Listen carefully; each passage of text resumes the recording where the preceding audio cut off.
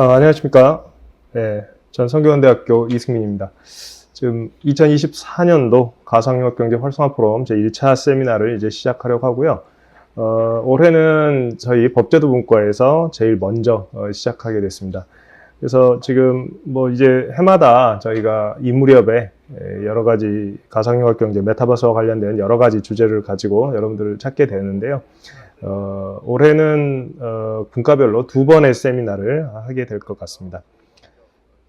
그래서 오늘 저희 이제 법제도 분과에서는 제가 사회이기도 하지만 첫 발표는 제가 가상융합법의 제정의 의의와 전망에 대해서 말씀드리려고 하고요. 두 번째 발표는 우리 정원준 박사님께서 인공지능 관련 저작권에 대해서 말씀해 주시겠습니다. 그리고 오늘 토론으로는 한양대학교 산주원 교수님 그리고 법무법인 비트의 송도영 변호사님께서 수고해 주실 예정입니다. 지금 저희가 여러 가지 기술적 문제로 약간 시작이 늦어져서요. 제가 빠르게 발표를 시작하도록 하겠습니다. 자, 제가 이제 이번에 말씀드릴 주제는 가상융합법의 제정의 의의와 전망인데요. 가상융합법이라는 게 지금 가상융합 산업 진흥에 관한 법, 잠깐만요. 제가 갑자기 정확한 법명이 헷갈리는데 이 법이 작년에 지금 뒤에 나오는데요. 이 법이 통과가 됐어요. 그래서 통과가 되고 현재 지금 시행령도 마련이 되었고 이제 곧 본격적으로 시행에 들어가서 법 적용과 집행이 이루어질 예정입니다. 근데 이 법이 제정 과정에서 여러 가지 경과가 있고 히스토리가 있었는데요. 그리고 이제 제정되고 나니까 또 주변에서 이 법에 대해서 오해하거나 우려하시는 분들도 있고 해서 이 법의 히스토리 그리고 어떠한 배경하에 제정이 되어서 어떠한 역할을 하게 될 것인지 그 부분을 제가 말씀드리려고 합니다. 저하고 여기 이제 계신 송도영 변호사님하고 이 과정에서 몇 년간 참여를 해왔었기 때문에 저희가 말씀드리는 게 가장 정확할 것 같고요. 그래서 가상융합산업진흥법이 올 2월에 제정되었는데 그 부분에 관한 이야기를 말씀을 드리겠다 이 얘기입니다. 그래서 먼저 처음에 우리가 이 제정 배경부터 잠깐 보려고 합니다. 저희 뭐 잘 아시겠지만 XR 기술이라는 게 이제 어느새 사회에서 보편적인 용어가 되었어요. 그런데 사실 굉장히 빠른 발전입니다. 예전에 잘 아시겠지만 뭐 포켓몬고 나오면서 AR 또 뭐 가상현실 VR 뭐 이렇게 얘기하다가 이제는 XR이라는 말을 쓰게 됐는데요. 그러니까 증강현실이든 가상현실이든 뭐 이런 것들을 기술적으로 구별하는 것이 큰 의미가 없어졌기 때문에 이제 XR이라는 말을 썼고 또 중간에 콘텐츠 측면에서는 실감 콘텐츠라는 말을 많이 쓰고 있었습니다. 이런 것들이 이제 이렇게 발전해 왔는데요. 여기 있는 자료들은 그냥 발전 배경입니다. 그리고 초창기에 VR이 HMD 위주로 이렇게 다양하게 쓰였었습니다. 그리고 지금 VR 트럭 우측 하단에 보이시는 저런 것도 요즘에도 지금 하고 있고요. 시뮬레이터는 이제 요즘에 많이 보급돼 있고 위에 있는 여기 보면 뭐 화이트 래빗이라든가 이런 영화들은 이제 VR 영화였고 뭐 화이트 래빗은 이제 워낙 지금 많이 알려져서 아시는 분들은 다 아시는데 이 영화가 시청자들이 관람객이 많아서 알려진 게 아니라 VR 영화제에 출품이 됐는데 영등위의 등급 분류를 못 받고 게임관리위원회에서 등급 분류를 받는 바람에 영화관에서 상영되지 못한 그런 아픈 역사를 지닌 VR 컨텐츠였습니다. 그래서 그걸로 온갖 연구 자료에 다 우리나라 규제의 문제의 사례로 적시되면서 이제 잘 알려진 그런 사례였고요. 또 여기 보면은 이제 한때 VR 기술이 나오면서 굉장히 장밋빛 전망들이 많이 제시가 됐었어요. 그래서 VR로 이것도 다 할 수 있다, 저것도 다 할 수 있다 다 했는데 뭐 생각만큼 안 된 것도 있고 생각보다 잘 발전한 것도 있고요. 지금 제가 이제 또 보여드리는 이 페이지는 인터랙티브 웹툰이라는 거죠. 그래서 이제 초창기에는 하일권 작가의 마주쳤다라는 이런 형태의 웹툰이 있었는데 지금은 이것도 많이 발전해 있죠. 그래서 이제 만화나 웹툰이 단순히 작가가 다 완성된 거를 읽는 게 아니라 우리가 스토리에 참여하는 그런 형태의 콘텐츠들이 늘어났고요. 그래서 이처럼 과거하고는 콘텐츠의 성향이나 내용이 많이 바뀌었습니다. 근데 그러면서 이게 갑자기 어느 순간 메타버스라는 용어를 통해서 갑자기 그 사회 화두가 전환이 되는데요. 좀 메타버스라는 거는 뭐 이 용어를 처음 쓴 거는 이제 그 소설에서 나온 거, 스노우 크래시에서 나온 거죠. 여러분 다 아실 텐데, 이게 가장 우리나라의 연구에 많은 영향을 미친 건 메타버스 로드맵이라는 자료입니다. 그래서 미국에서 그 가속화 재단에서 만든 자료이고, 거기서 가상세계, 거울세계, 증강현실, 라이프로깅 이 네 가지로 나름 이제 그 가상세계의 컴포넌트에 대해서, 메타버스의 컴포넌트에 대해서 이야기를 했는데, 이게 이제 우리나라에 굉장히 큰 영향을 미쳤던 것 같아요. 외국에서는 이 자료가 그렇게까지 많이 인용되는 걸 잘 못 봤는데, 우리나라에서는 하여튼 메타버스 로드맵을 인용하지 않으면 글도 아닌 것처럼 뭐 그렇게 느껴질 정도로 너무 좀 과잉되게 좀 인용된 경향은 있습니다. 근데 이제 유의할 점은 여기 있는 네 가지는 당시 예측에서의 어떤 그 기술적인 컴포넌트들입니다. 그러니까 메타버스가 네 가지 유형이 있다라는 얘기가 아니고, 메타버스 관련 기술의 네 가지 컴포넌트가 이렇다. 그러니까 이런 기술적인 요소들은 당연히 융복합을 예정하고 있는 것이고, 메타버스 로드맵에도 다양한 그런 시나리오가 제시되어 있습니다. 그 시나리오들은 제가 여기서 설명하지는 않을 건데요. 기존에 제가 다른 책이나 자료에서 많이 설명을 했었고요. 그 내용들을 읽어보시면 꽤 재밌습니다. 그대로 된 것도 있고, 그보다 빨리 된 것도 있고, 안 된 것도 있고 그렇습니다. 그래서 이제 융합형 메타버스라는 것은 지금 이제 현실로 다가왔고요. 그래서 디지털 트윈이라든가 이런 것들이 이제 많이 생겼고, 산업적 활용도 늘어나고 있습니다. 뭐 제페토, 또 호라이즌, 이프랜드, 또 뭐 이외에도 제가 안 적어놨지만 뭐 로블록스, 메이플 스토리 월드, 또 최근에는 칼리버스에서 만드는 뭐 새로운 그런 것들, 이제 메타버스 것들이 많이 생겼고, 다만 이제 초창기에는 굉장히 그 기술적 완성도가 낮은 그런 것들이 많았는데, 지금은 꽤 이제 수준이 높은 것들만 남았고, 기술적 완성도가 낮은 것들은 많이 이제 없어졌고요. 물론 이제 비전 프로 같이 뭔가 세상을 크게 바꿀 것으로 기대되었으나 아직은 생각만큼 완성도가 미치지 못한 것들도 있었습니다.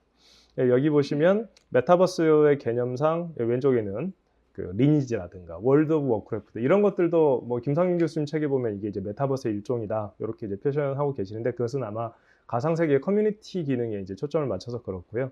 보통 우리가 현재 쓰고 있는 그 이용자 측면의 메타버스에서 가장 크게 주목을 받았던 건 세컨드 라이프입니다. 그래서 가상 사회가 그 제대로 형성이 되어서 실제 현실에 가깝게 돌아갔던 그런 초창기의 모습을 보였던 건데, 물론 이게 비즈니스적으로는 실패를 했고요.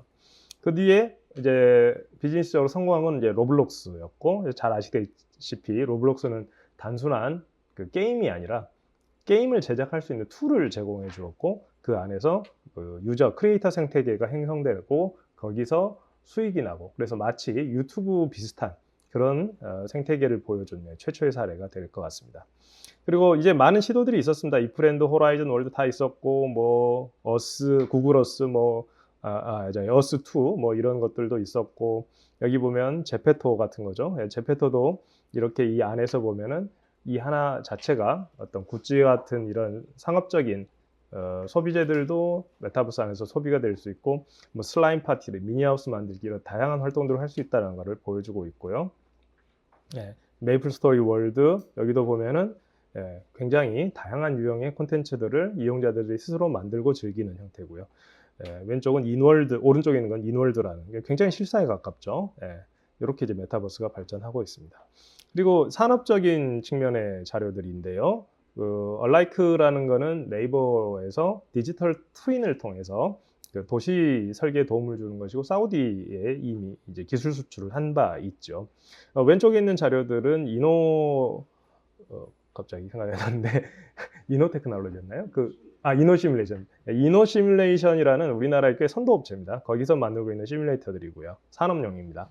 그리고 지금 우측 아래에 있는 그림들은 그냥 앞으로 이렇게 되지 않을까라는 예상도들이죠. 그래서 이 메타버스가 이런 산업적 활용에도 많이 주목을 하고 있고, 사실은 이게 우리가 기존의 어떤 최종 엔드 유저들의 어떤 그런 게임물 같기도 하고 유튜브 같기도 한 그런 생태계를 메타버스를 그런 생태계로 한정하는 것이 바람직하지 않고, 이렇게 산업적인 활용이 늘어나는 게 장기적으로는 유용할 것이라고 생각하고 있습니다. 그 메타버스의 지능 정책은 10여 년 전부터 있어 왔습니다. 그래서 그런 얘기 제가 처음에는 이제 스마트 전시 뭐 이런 것들이 이제 많이 활용되었던 거고요. 지금도 뭐 박물관 이런 데 가면 XR 콘텐츠들이 굉장히 도움이 많이 활용되고 있습니다. 그리고 또 AR, VR 규제 혁신 로드맵, 가상융합 경제 발전 전략 이런 것들이 계속 있었고 메타버스 얼라이언스가 2021년에 출범을 하고요. 그러면서 정부 차원에서 계속 여기에 관심을 두고 있었고요. 그리고 규제 혁신 로드맵이라고 해가지고 굉장히 많은 노력들을 해왔었습니다. 그래서 혁신이 된 것도 있고 진행 중인 것도 있었고 안 된 것도 있고 그러한 다양한 것들이 논의가 되는데 제가 일일이 설명드릴 수는 없고요. 여기서 메타버스 관련해서 기존에 이렇게 여러 가지 정부 차원의 노력, 정부와 그 업계 차원의 노력이 있었다는 것을 말씀드리는 정도입니다. 그런데 가상융합법이 그러면 왜 만들어졌느냐? 일단 이제 이러한 논의 과정 속에서 뭔가 메타버스 생태계가 발전해야 되겠는데 이제 첫 번째 문제는 우리 현실적인 문제로 XR 사업자라는 게 법적 지위가 없다 보니까 정부가 뭔가를 지원하고자 해도 파편화되어 있어서 상당히 곤란한 부분이 있었고요. 그 다음에 XR 기술 서비스하고 관련 생태계 확장 필요성이 있었는데요. 이게 왜 그러냐면 이게 좀 기존의 그 칸막이식 규제 체계를 좀 넘나드는 콘텐츠들이 많다 보니까 그리고 기술 서비스가 많다 보니까 어느 법을 적용해야 되는지 혹은 여러 법이 중첩 적용되는 게 맞는지 뭐 이런 논의들이 있었습니다. 그래서 기존에 규제 샌드박스를 많이 활용했는데 그 규제 샌드박스로는 개별 제품 서비스단에서 하나씩 이렇게 몇 년간 제한적으로 통과되는 형태에 그쳤고 그러다 보니까 생태계 형성이라는 측면에서 많이 미흡했던 것이 사실입니다. 그래서 새로운 규제 혁신 프레임워크가 필요하다라는 생각을 하게 되었고 그래서 거기서 이제 등장한 게 임시 기준이라는 개념과 시범 사업이라는 개념인데요. 임시 기준에 대해서는 조금 뒤에서 설명하고요. 자, 그래서 이 임시 기준이라는 제도가 왜 제한이 되었느냐? 이거는 자, 첫 번째 이제 그 기존에 우리나라 법률에 문제점이 있었기 때문입니다. 왜냐하면 우리나라는 지능법제, 규제법제를 가리지 않고 포괄적인 정의 규정이 문제가 되는 경우가 많은데 보통은 지능법제를 먼저 만들어요. 그러다 보니까 거기서는 포괄적 정의를 둡니다. 왜냐하면 이제 산업을 지능시켜야 되니까 그런 건데 근데 문제는 나중에 이게 규제법제로 넘어가면서 그 정의 규정을 그대로 갖고 가다 보니까 규제 범위도 매우 넓어지는 그런 문제가 생기고요. 또 인허가 규정을 통한 진입 규제가 많은데 문제는 인허가 기준이나 이런 것들이 제때 안 만들어지면 새로운 기술이나 서비스가 나왔을 때 인허가를 제대로 못 받아서 출시가 못 되는 그런 일도 있었고요. 또 금지행위, 행정제재, 형사처벌을 통한 사후규제 이런 것도 되게 많습니다. 또 무허가 영업, 무허가 서비스 이런 거에 대한 처벌 규정이 거의 반드시 있기 때문에 인허가 규정을 제대로 이 인허가 규정이 이 기술 발전 속도를 못 맞춰가면은 해당 기술 서비스가 사회에서 사장되는 문제도 있었고요. 예, 그래서 그러면 정의 규정을 바꿀 거냐 혹은 뭔가 새로운 룰을 만들 거냐 이렇게 해야 되는데 이게 등장시마다 빨리빨리 하면 되는데 문제는 그게 생각보다 안 된다라는 거죠. 여러분들이 국회 입법 절차나 뭐 행정입법 절차나 이런 것들을 겪어보신 분들은 다 알겠지만 이게 생각만큼 그렇게 법령이 빨리 바뀌지를 못합니다. 그래서 이거를 어떻게 할 것이냐. 그런데 우리가 네거티브 규제로 전환하자라고는 하지만 그거는 너무 큰 이야기입니다. 예, 그래서 그렇게 해가지고는 쉽지는 않아요. 네거티브 규제 전환하려면 완전 미국 스타일로 가야 되는데 인허가 대상을 한정적 열거하고 그 외에는 그냥 자유의 영역이다 이렇게 해야 되고 그러면서 자율 규제나 징벌적 손해배상 제도를 통해서 부족한 부분을 보완하는 이런 체계로 가야 되는데 그거는 우리의 규제 체계를 통째로 뒤집어 엎는 큰 작업이라서 쉽지 않습니다. 그래서 현행 규제 체계 안에서 네거티브 규제로 가자라는 건 사실은 비현실적인 이야기이긴 합니다. 그래서 이거는 단기 목표로는 굉장히 어려운 것이고요. 그러다 보니까 이런 것들을 그나마 제한적인 범위 내에서 개선하려면 임시 기준이라는 게 필요하지 않을까. 예. 근데 그러면 기존의 규제 샌드박스로는 왜 안 되느냐? 여기 이제 규제 샌드박스에 대해서 제가 설명해 놨는데 이건 뭐 다 아실 거예요. 근데 이게 문제는 규제가 그러니까 지금 우리 규제 샌드박스는 크게 세 가지의 축으로 움직이거든요. 신속 확인 제도, 임시 허가 제도, 실증 특례 제도 이 세 가지로 움직이는데 이거는 어디까지나 개별 서비스 제품에 관한 것입니다. 그러다 보니까 어떤 하나의 기술이나 제품이 이 임시 허가나 실증 특례를 얻더라도 다른 것들은 또 똑같은 절차를 반복해야 되는 문제가 있고요.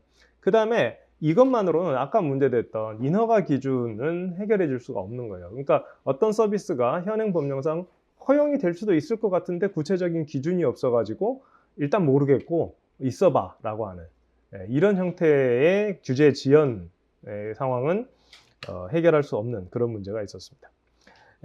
그래서 여기 보시면 실증특례 임시허가는 그 아까 말씀드린 대로 개별 서비스 제품에 대해서만 가능했다. 또 사업 모델이 구체적으로 수립되어 있는 경우에만 가능했기 때문에 이거를 아직은 컨셉 단계인데 기존 사업 모델을 활용하거나 그걸 바탕으로 서드 파티로 참여하려는 경우, 이런 경우에는 활용하기가 좀 어려웠다. 그리고 입법 방식이 그렇다고 해서 유연화가 되느냐, 결국은 임시허가나 실증특례가 한정적인 기간으로 운영되고 그 기간이 만료되면 그 제품 서비스는 그대로 또 사장이 되는 이런 일도 반복되어 왔었고요. 가상융합산업이라는 것은 무엇보다도 생태계 형성이 필수적인 그런 작업인데, 그런 작업에서는 이런 규제 샌드박스로는 개선의 한계가 있었다라는 것입니다. 그래서 이제 임시기준을 만들자. 그래서 법 적용 여부에 대한 불확실성을 해소하자. 이 법이 적용되는지 안 되는지, 이게 규제 신속 확인 제도만으로도 해결이 그걸 잘 운영했다면 됐겠지만 현실적으로 그렇지 않았기 때문에 그 불확실성을 해소한다. 그래서 기준, 그 법의 적용 여부에 대한 해석에 관한 가이드라인 이런 것들을 만들어서 이 법의 적용 대상과 그 영역을 정해주는 그런 작업이 필요하지 않을까. 그 다음에 인허가에 관한 임시기준. 그러니까 인허가가 가능한데 세부 기준이 없어서 출시되지 못하는 이런 것들을 막아보자. 뭐 이런 종류. 그 다음에 여기서 그래서 다양한 연성규범이나 행정규칙을 활용해 보자라는 것이 이 제도의 아이디어였습니다. 여러 가지 논란을 거쳐서 한 4가지 법안 정도가 나왔다가 자본국회에서 다 폐기됐고 새 국회에서 드디어 가상융합산업진흥법이라는 게 이제 통과가 됐고요. 그래서 이제 이 법의 내용을 보겠습니다. 그래서 이 법의 주요 내용은 대부분은 이제 우리가 일반적으로 진흥법제에서 늘 보던 것들이고, 다만 특징적인 것들을 몇 가지 말씀드릴 텐데 그게 그 중에 하나가 임시기준입니다. 그 배경은 앞에서 말씀을 드렸고요. 그래서 가상융합법의 내용을 보시면 총칙이 있고 진흥에 관한 규정, 규제 개선에 관한 규정, 이용자 보호에 관한 규정, 그리고 보칙 이렇게 구성이 되어 있고 조문은 많지는 않습니다. 총칙에서는 이제 메타버스에 대한 적극적인 정의가 들어와 있습니다. 그래서 이것은 가상융합 기술이라고 표현을 했는데 흔히 여러분들이 인지하시는 XR 기술을 의미하는 것이고요. 그거를 바탕으로 한 가상융합 세계를 우리가 메타버스라고 정의하고 있고요. 그 다음에 임시기준에 대해서도 5호에서 정의를 두고 있습니다. 근데 여기 보시면 가상융합 서비스 등의 출시, 판매, 이용에 관한 법령의 내용이 명확하지 않거나 법령의 적용 여부 또는 적용 범위가 불분명한 경우에 그에 관한 일관성 있는 법 집행을 위하여 임시로 마련한 기준이라고 되어 있습니다. 그래서 여기서 유의해야 될 거는 이 임시기준이 기존 법을 개폐하는 효력은 없다라는 것입니다. 그렇게 할 수도 없고요. 그리고 이거는 기존 법에서 금지하고 있는 것을 허용할 수 있는 그런 효력을 갖기는 어렵습니다. 그건 실제로는 이제 안 되는 거죠. 다만 여러분 잘 알겠지만 우리나라 같은 법 체계에서는 기존 법령의 내용이나 그 범위가 상당히 추상적이고 불분명한 경우가 많죠. 그래서 그 부분을 확실하게 하자라는 것입니다. 그래서 그것이 임시기준의 역할이고요. 다음에 이 임시기준이라는 것은 부처에서 알아서 그러니까 법령을 재개정해가지고 법령의 내용을 명확하게 만들면 필요가 없는 것입니다. 그래서 그 임시기준이라는 것은 그런 것들이 부처의 어떤 사정에 의해서 빨리빨리 이루어지지 못할 때 활용하는 기준이다. 그런 것들이 이 정의에서도 이미 들어와 있습니다. 그 다음에 이제 기본 원칙에 관한 이용이 있고요. 우선 허용 사유구제 원칙이라든가 이런 것들이 있고요. 그 다음에 가상융합산업 진흥 추진 체계에 관한 규정, 그 다음에 가상융합산업 기반 조성에 관한 규정 이렇게 이제 가는데 여기서 이제 가상융합 플랫폼 사업 신고에 관한 규정이 있고요. 이거는 구조에 있는 규정인데 이건 순수한 정보제공적 신고의 기능이고 무신고 영업에 대한 제재 규정이 없다. 그래서 이러한 신고를 하지 않으면 가상융합 플랫폼 사업을 할 수 없는 게 아니다라는 것입니다. 그리고 모든 가상융합 사업자가 하는 게 아니라 가상융합 플랫폼을 가진 사업자만 신고하는 것인데요. 그러니까 뭐 제페토든 로블록스든 이런 사업자들에 대해서만 신고를 할 수 있는 것인데 하도록 하는 것인데, 그럼 이거 왜 하게 하느냐? 이 정보 제공적인 것입니다. 그래서 이 정부가 현황 파악이 필요한데 현황조차 파악이 안 되는 상황을 방지하기 위한 것이고, 무신고 영업에 대한 제재 규정 이런 게 전혀 없기 때문에 일반적인 인허가의 성격을 갖는 그런 신고 규정은 아니다라는 것인데요. 그래서 신고 기준이 굉장히 낮게 책정되어 있습니다.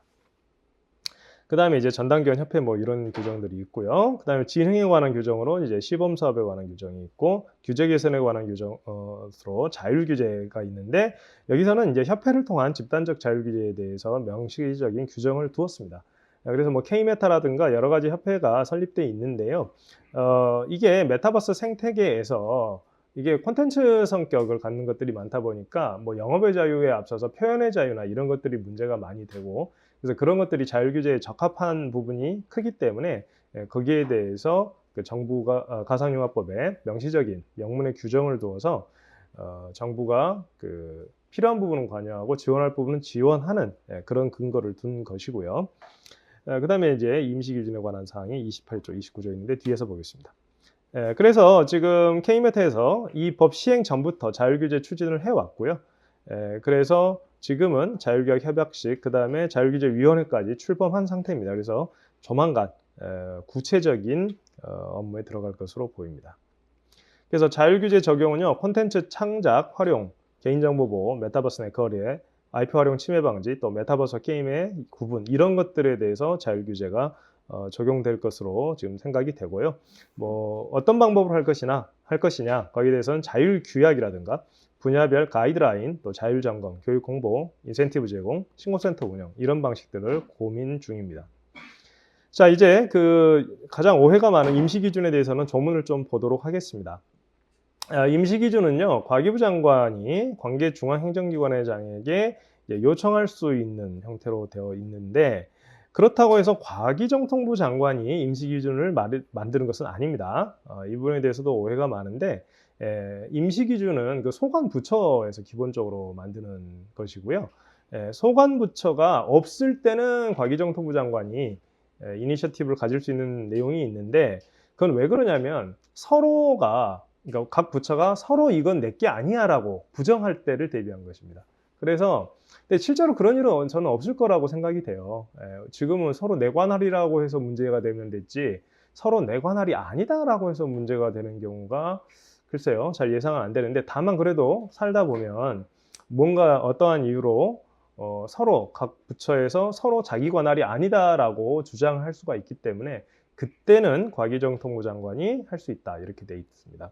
근데 기본적으로 우리 이제 법제처의 그 법령 정보에 가보시면은 그 우리나라의 모든 법령들은 보면 맨 위에 소관부처가 적혀 있죠. 그러니까 기본적으로는 거기 적혀 있는 소관부처에서 임시기준을 만든다 이렇게 생각하시면 되겠습니다. 과기부 장관은 만들어 보시죠라고 요청할 수 있는 권한이 있을 뿐이다라는 거고요. 당연히 부처에서는 안 만들 권한도 있겠죠. 그 다음에 이 부처에서 이렇게 임시기준을 만들면 이제 거기에 대해서는 전략위원회에서 심의 의결해서 확정을 하는데요. 이 전략위원회라는 것은 정보통신융합법 7조에 따른 정보통신전략위원회를 의미합니다. 그래서 여기는 당연히 간사가 과기정통부 장관이긴 하지만 위원으로 관계중앙행정기관의 장과 다음에 각계 전문가들이 다 참여하게 돼 있습니다. 그래서 밀실행정으로 뚝딱뚝딱 뭐 이렇게 할 수 있는 구조가 아닙니다. 애초에 아닙니다. 그래서 이러한 임시기준이 이 과정을 돼서 통과가 되면 연성규범, 행정규칙, 우리 이제 행정법적으로 행정규칙이 될 텐데요. 그런 효력으로 작용을 하게 되겠고요. 다만 그러면 근데 이 과정에서 관계중앙행정기관의 장이 임시기준을 만들기보다는 그냥 우리 내 소관 법령을 재개정하는 게 낫겠다라고 하면 당연히 그렇게 해도 됩니다. 그렇게 하면 임시기준에 마련할 필요성이 없어지기 때문에 이 절차는 자연스럽게 종료되고 오히려 그것이 더 바람직합니다. 그리고요, 그래서 그럼 이 임시기준 절차를 그럼 왜 만들어 놨느냐? 이거는 우리가 규제 개선이 필요하냐? 아까 우리 앞에서 규제혁신 로드맵에서 논의했던 그 많은 것들이 이 관여하시는 분들은 알실 텐데요. 똑같은 주제가 몇 년씩 반복되는 것들이 꽤 많습니다. 5년, 10년 저희가 이 연구과제로 규제 개선 과제를 내면서 우리 정 박사님 특히 많이 하셨는데 작년에 했던 거 올해 또 하고 내년에 또 하고 이런 경우가 많아요. 왜냐하면 그동안에 안 바뀌니까 바꾸라고 해도 연구자 학자들이 산업계에서 다 바꾸자 해도 안 바뀐단 말이에요. 법령이 그렇게 쉽게 안 바뀝니다. 그러니까 같은 내용이 5년, 10년째 계속 반복적으로 들어가 있는 것도 있고, 여러분 한번 해보시면은 게임 같은 경우에 그 강제적 셧다운제 하나 폐지하는데 몇 년이 걸렸는지 한 10여 년 걸렸고, 선택적 셧다운제 폐지하는데 이제 원래 드디어 정부가 이제 폐지한다고 했는데 그것도 10수년이 걸린 이슈죠. 그러니까 그런 이슈들은 계속 반복적으로 나온다라는 거죠. 그런데 이 임시기준 제도라는 것은, 그래서 이런 어떤 규제가 현실에 빨리 적응하지 못하는 부분을 도와주기 위한 제도이고, 이 과정에서 공론화의 장을 여는 그런 효과가 있습니다. 왜냐하면 기존에는 어떤 부처에 요청을 해도 그 부처에서 내부적으로 검토도 안 하고 각하시켜 버리면 끝이거든요. 특히 법령 재개정이기 때문에 뭐 안 만들면 끝이지 뭐 방법이 없죠. 그런데 그거를 정식으로 요청을 하고 거기에 대해서 모두가 확인할 수 있는 공개적인 프로세서에서 이런 것들의 재개정이 논의가 필요하다라고 하게 되면, 이제 우리가 정부 국무총리실 이하의 그런 정부 거버넌스 차원에서도 그렇고 시민들 차원에서도 그렇고 조금은 더 관심을 갖고, 또 부처에서도 그냥 서류 더미 속에 던져버릴 수는 없는 그런 효과가 있을 것으로 기대를 합니다. 그래서 사실은 이 임시기준 제도가 얼마나 효율적으로 활용돼서 임시기준으로 제정이 되는 게 얼마나 많을지 저는 잘 모르겠습니다만, 그러한 이 공론의 장을 형성하는 측면에서는 분명히 효과가 있을 것이다, 그렇게 생각하고 있습니다. 그 다음에 이제 이용자 보호에 관한 규정으로요, 분쟁 해결 절차에 관한 규정을 두도록 했는데요. 분쟁 해결 절차는 일정 규모 이상의 사업자들이 이제 주로 필요한 내용인데, 이게 이제 영세한 사업자들은 좀 자기가 직접 분쟁 해결 절차를 마련하기가 어려울 수 있습니다.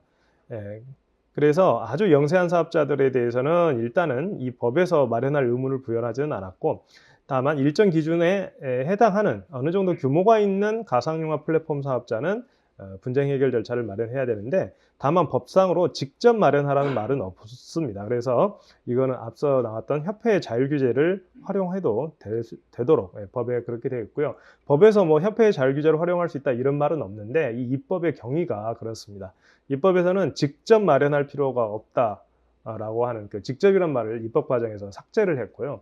그게 자율규제와 연동이 되어 있는 취지에서 그렇게 된 것이다, 이렇게 말씀을 드립니다. 그럼 이제 이슈와 전망에 대해서 간단히 몇 개 말씀드리겠습니다. 자, 그러면 임시기준이 이제 그래도 어디서 이제 논의될 수 있겠느냐라고 하는 사례부터 한번 보시면요. 첫 번째는 이제 기능성 XR 콘텐츠입니다. 아까도 말씀드렸지만 임시기준은 법에서 금지하는 걸 허용하는 제도는 아닙니다. 법에서 얼마든지 가능한데 오해의 소지가 있는 것들을 해소하자라는 것입니다. 그래서 이게 이제 문제가 됐던 것이 XR 기술을 활용한 콘텐츠입니다. XR 기술을 활용한 콘텐츠는 상호작용이 가능한데, 이렇게 되면 오락에 가까운 느낌을 주죠. 그러다 보니까 게임물로 분류될 가능성이 높은 것이고요. 아까 서두에 말씀드렸던 화이트래빗이 그러한 이유로 이게 게임물로 취급되었고, 아직 게임물로 취급되고 있지는 않지만 인터랙티브 웹툰 같은 경우에도 자칫하면 상호작용이 가능한 영상물로서 게임으로 취급될 가능성이 있게 되는 거죠. 근데 뭐 그런 어떤 콘텐츠는 그렇다 치고, 여기서 의료용이라든가 교육용, 훈련용 이런 것들, 전시 관람용 이런 것들이 게임으로 취급되는 게 맞느냐의 문제가 있는 거죠.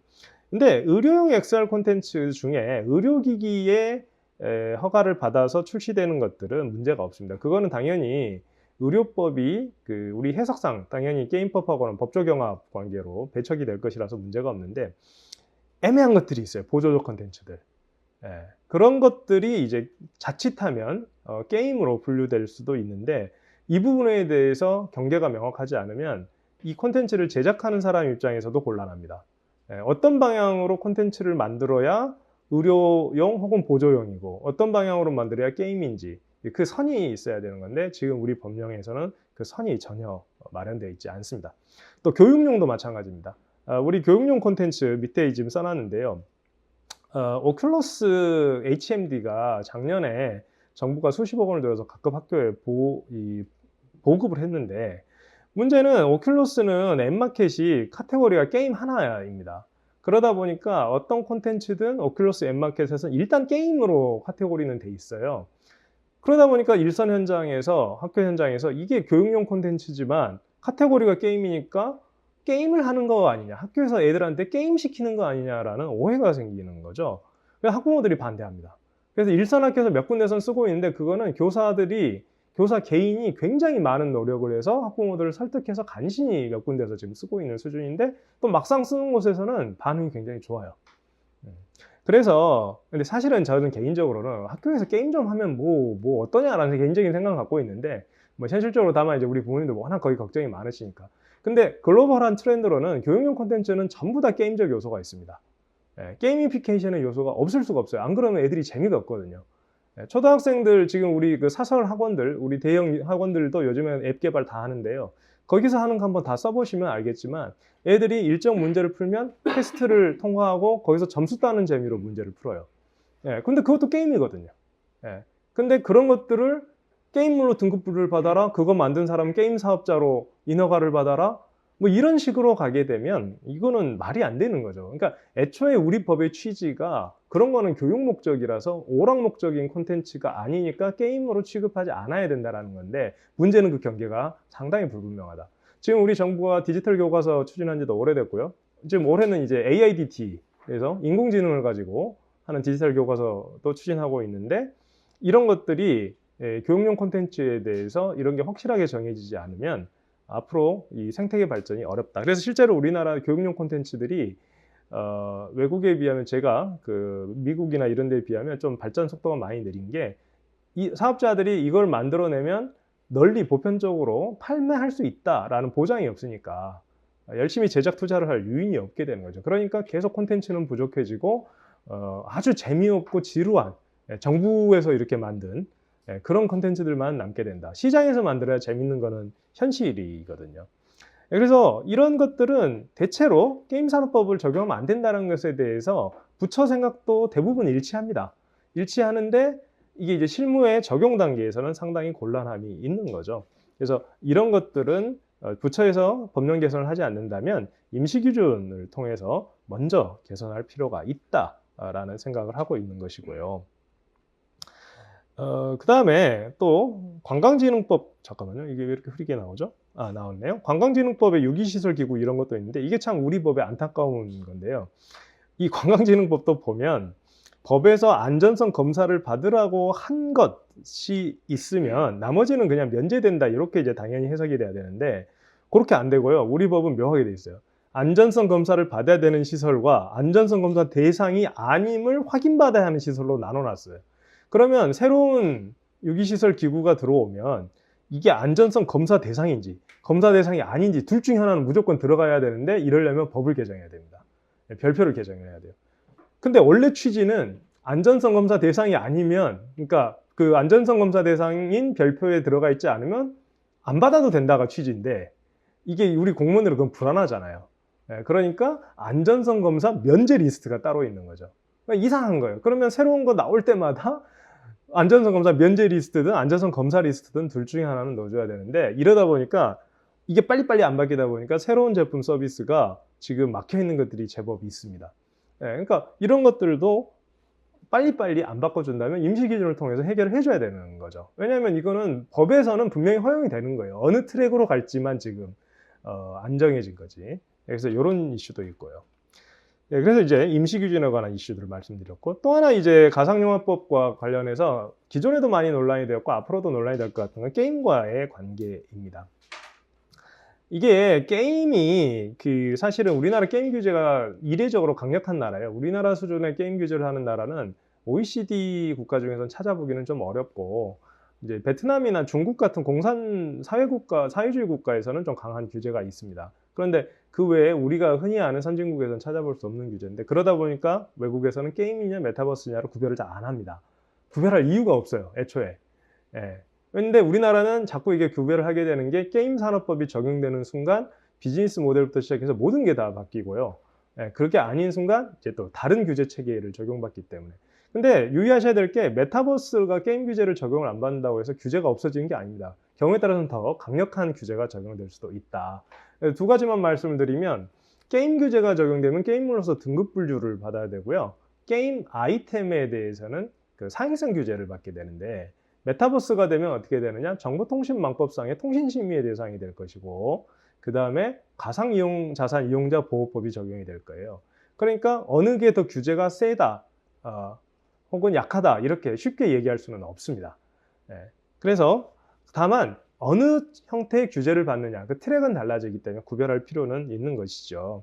근데 게임물의 정의가 굉장히 넓어요. 정의가 넓다 보니까 XR 기술을 활용한 것들이 게임물로 자꾸 적용될 가능성이 생기는 거죠. 그래서 이 부분에 대한 정리가 좀 필요합니다.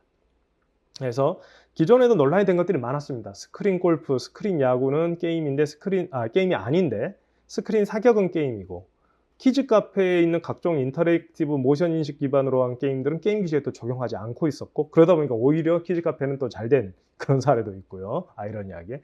화이트 레빗 사건 아까 말씀드렸고요. 그 다음에 로블록스 같은 경우는 또 플랫폼 자체가 게임물로 등급 분류를 받은 것들인데, 이제 나머지 것들은 이 로블록스는 어차피 그 안에서 게임만 하니까 그런데 게임이 아닌 것들을 많이 하는 뭐 제페토나 이런 것들은, 이 브랜드나 이런 것들은 어떻게 할 거냐, 이런 이슈로 계속 남아 있는 것이죠. 근데 게임 규제가 적용이 되면 뭐 인허가도 있고요. 그다음에 등급 분류를 받아야 되는데, 다만 지금 문제는 XR 기술이나 메타버스 환경을 고려한 등급 분류 기준조차 좀 미비합니다. 그리고요, 또 사행성 규제가 있다 보니까 환전이 안 돼요, 환전이. 이것도 좀 이상하죠. 그러니까 뭐 P2E 게임 이런 걸 제가 옹호하는 건 아닙니다. 그런 게 아닌데, 그냥 우리는 메타버스 안에서 어떤 그 뭐 제페토 같으면 재미있고 로블록스 같으면 로벅스가 있는데, 그거를 환전을 할 수 있느냐 없느냐가 이슈가 생기는 거예요. 그리고 선택적 셧다운제로, 이것도 굉장히 문제인데, 법 이용시간 측정고지 뭐 이런 현실적인 어려움들이 많이 있는 거죠. 그래서 이게 게임으로 분류되는 순간 서비스 생태계가 붕괴될 수도 있고, 또 우리는 이제 글로벌 원빌드라는 게 요즘 사업의 추세거든요. 근데 이거를 계속 놔두면 한국향으로 따로 설계를 해야 되는 그런 문제가 생깁니다. 그러니까 우리나라 기업들이 역차별을 받게 되죠. 그래서 여기 보면 게임인지 아닌지 불명이 되게 많은데, 왼쪽에 있는 프렌즈타임, 카카오 뭐 이런 것들은 다 게임 아니고, 오른쪽에 있는 그 유통 거래 플랫폼에서 하는 미니 게임인데 이건 또 게임이라 그래가지고 서비스 중지하고 뭐, 그러니까 업자들은 되게 불만인 거예요. 제가 봐도 경계가 애매하죠. 그래서 이제 문체부 입장은 어떻냐 그랬더니, 메타버스 안에 게임물이 포함되면 게임산업법을 적용을 하겠다. 그러면서 로블록스와 같이 메타버스 내 콘텐츠 대부분이 게임이면 로블록스 자체를 게임물로 본다. 근데 제페토 내에서 일부가 게임인 것 같으니까 그거는 제페토 내 게임 공간을 따로 해서 등급 분류를 받아라. 이렇게 이제 보는 건데, 이 후자의 경우는 상당히 비현실적입니다. 가상 공간의 일부에 대해서만 인허가를 부여하는 체계가 애초에 없습니다, 우리나라는. 그래서 이러면 제페토 자체가 그냥 게임인 거고, 제페토를 운영한 네이버 자체가, Z 자체가 게임 사업자가 되는 것이지, 그걸 구별하는 법령 체계가 아예 없는 거죠. 그래서 한다면 1번 형태밖에 될 수는 없는 그런 게 이제 문제고요. 그래서 이런 것들이 현실적인 문제인데, 다만 이게 재밌는 게 로블록스가 현재 몇 가지 이슈를 갖고 왔습니다. 자, 이건 K메타에서 관련된 질의를 작년 했고, 거기에 대해서 문체부가 회신을 한 내용입니다. 이제 로블록스 같은 경우에는 로벅스 수익을 크리에이터들이 얻는데, 이게 아까 말씀드린 환전 금지 규제에 적용이 되느냐라고 했더니, 문체부의 답변은 그거는 환전 그게 아니고 이거는 개발 수익이니까 허용된다예요. 그래서 지금은 이 이슈는 좀 어느 정도 해결된 편입니다. 그래서 게임형 메타버스라고 하더라도 크리에이터들이 월드를 생성해서 거기서 수익을 얻는 것, 그것은 그 게임 아이템의 환전 금지 이런 규제에 해용되지 않는다. 그러니까 경품 규제나 이런 규제가 적용되지 않는다라는 것이고, 자, 이번에 이제 세 번째 문제인데, 로블록스가 지금 등급 분류를 12세 이용가로 받았는데, 그 안에서 크리에이터들이 계속 콘텐츠를 만들면 어떤 의미에서 보면 로블록스 자체의 내용이 계속 수정되는 거거든요. 그러면 그거는 내용 수정 신고의 대상이냐라고 했더니, 문체부가 그거는 내용 수정 신고 대상은 아니다. 그러니까 로블록스 플랫폼 자체가 바뀌지 않는 이상 크리에이터들이 계속 뭔가를 만든다고 해서 내용 수정 신고를 할 필요는 없다. 그래서 이 문제도 어떻게 보면은 해결은 됐습니다. 그러니까 사실은 이제 로블록스가 제가 봤을 때는 저지르고 본 것 같은 생각이 있는데, 아니면 우리 법을 정확히 몰랐거나. 근데 하여튼 문체부에서 이 부분에 대해서 오케이 했고, 그래서 이제 이 부분에 대해서 우리 업체들의 어떤 그 곤란함은 해소됐고요. 두 번째 위에 있는 것들은 이게 우리 선택적 셧다운제 한 내용인데, 본인 인증을 절차를 거쳐서 들어가야 됩니다. 이게 이제 청소년들이 그 허용되지 않는 게임들이라든가 이런 걸 할 수 없도록 하는 그런 측면이 있고, 그다음에 청소년의 이용 시간 측정을 고지해서 측정해서 법정 대리인한테 고지하고 뭐 이런 내용들이 굉장히 많은데, 이게 기술적으로는 상당히 많은 장애물이거든요. 근데 로블록스에서는 그런 시스템이 없죠.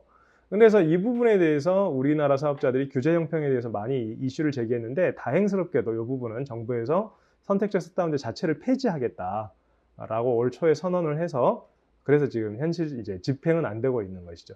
그래서 사실 이제 초창기에 그 제시되었던 게임 규제 적용의 문제점 중에 상당 부분은 지금은 이제 법 적용을 완화하는 형태로 이제 해소가 되어 있는데, 다만 이런 것들은 지금 문체부가 작년에 했던 그 회신 하나만이 지금 남아 있는 것이어서, 이런 것들도 이제 명확한 기준을 만들어서 전 사업자들이 알려줄 필요는 있죠. 이게 좀 아는 사람만 알고 모르는 사람은 모르는 형태가 되다 보니까 그렇다라는 것입니다. 그래서 이제 이런 이슈들이 남아 있고요. 그래서 이제 게임산업법의 개정은 필요합니다. 그래서 아까도 말씀드렸지만 메타버스가 게임인지 아닌지 자체가 구별되지 않는 것이 저는 바람직하다고 보는데, 그렇지만 뭐 필요하다면 구별을 해야 될 것이고, 필요하다면 뭐 임시규정을 쓰든가 자율규제를 적극 활용하든가 해가지고 이 메타버스를 운영하고 제작하는 사람들이 그 합리적으로 예측할, 규제의 내용을 예측하고 설계할 수 있도록 하는 게 바람직하다라고 생각을 하고 있고요. 그래서 부족한 부분은 다양한 자율규제도 고려할 필요가 있다, 이 정도 말씀을 드립니다. 가상융합법의 내용에 대해서 의견을 말씀드리는 것으로 토론을 진행하도록 하겠습니다. 네, 먼저 가상융합법의 제정 배경에 대해서 이승민 교수님께서 물론 잘 설명해 주셨습니다만, 일단은 이게 메타버스 기반 서비스라는 것의 특징으로 인해서 가상융합법의 필요성이 더욱 생긴 것이 아닌가 그런 생각을 합니다. 메타버스라는 것이 하나의 이제 단일한 기술, 과거에 뭐 이제 XR, 그러니까 AR, VR 뭐 이런 그 디바이스만 가지고 하는 이제 그런 것에서 이제 더 그런 것을 넘어서서 더 복합적이고 종합적인 서비스가 됐기 때문에 그 메타버스라는 그것 자체가 중요한 것이 아니라, 메타버스를 기반으로 해서 어떤 애플리케이션을 만들고 어떤 서비스를 만들고 이용자가 그 안에서 어떤 콘텐츠를 향유하고 이제 어떤 활동을 할 수 있을 것인가, 네, 그런 것들이 이제 더 그 세부적인 영역에서 더 중요해졌다고 생각합니다. 그래서 많은 그 법적인 문제들과 뭐 경제적인 문제들이 이제 영역별로 존재를 하는 것이라고 생각하는데, 이 가상융합법을 통해서 뭐 물론 여러 한계는 있지만 자율규제 같은 수단들을 통해서 이런 다양한 쟁점들을 해결할 가능성을 열었다는 점에서 그 영역별로 존재하는 개별적인 그 문제들을 이제 종합적으로 한꺼번에 해결할 수 있는 가능성을 열었다는 점, 그러니까 이 법을 통해서 해결을 하고 있다라고 말하기는 어렵겠지만 해결할 수 있는 가능성을 열었다는 점에서 저는 가장 큰 의의가 있다라고 생각합니다. 목이 안 좋아서 죄송합니다. 그 메타버스 기반 산업 같은 경우에는 이제 컨텐츠라든가 어떤 행위들과 융합해야 되기 때문에 그 점이 발전을 더 많이 할 수 있는 가능성을 열기도 하지만, 또 이제 그 점이 어떤 그냥 단일한 서비스들로만으로는 채울 수 없는 이런 어려움을 갖는다고도 할 수 있겠고, 또 규제 측면에서도 이렇게 다양한 영역별로 여러 가지 그 영역별로 행위별로 다른 규제들이, 또 주제별로 다른 규제들이 적용된다는 점에서 그런 어려움을 겪는다라고 말할 수 있겠습니다.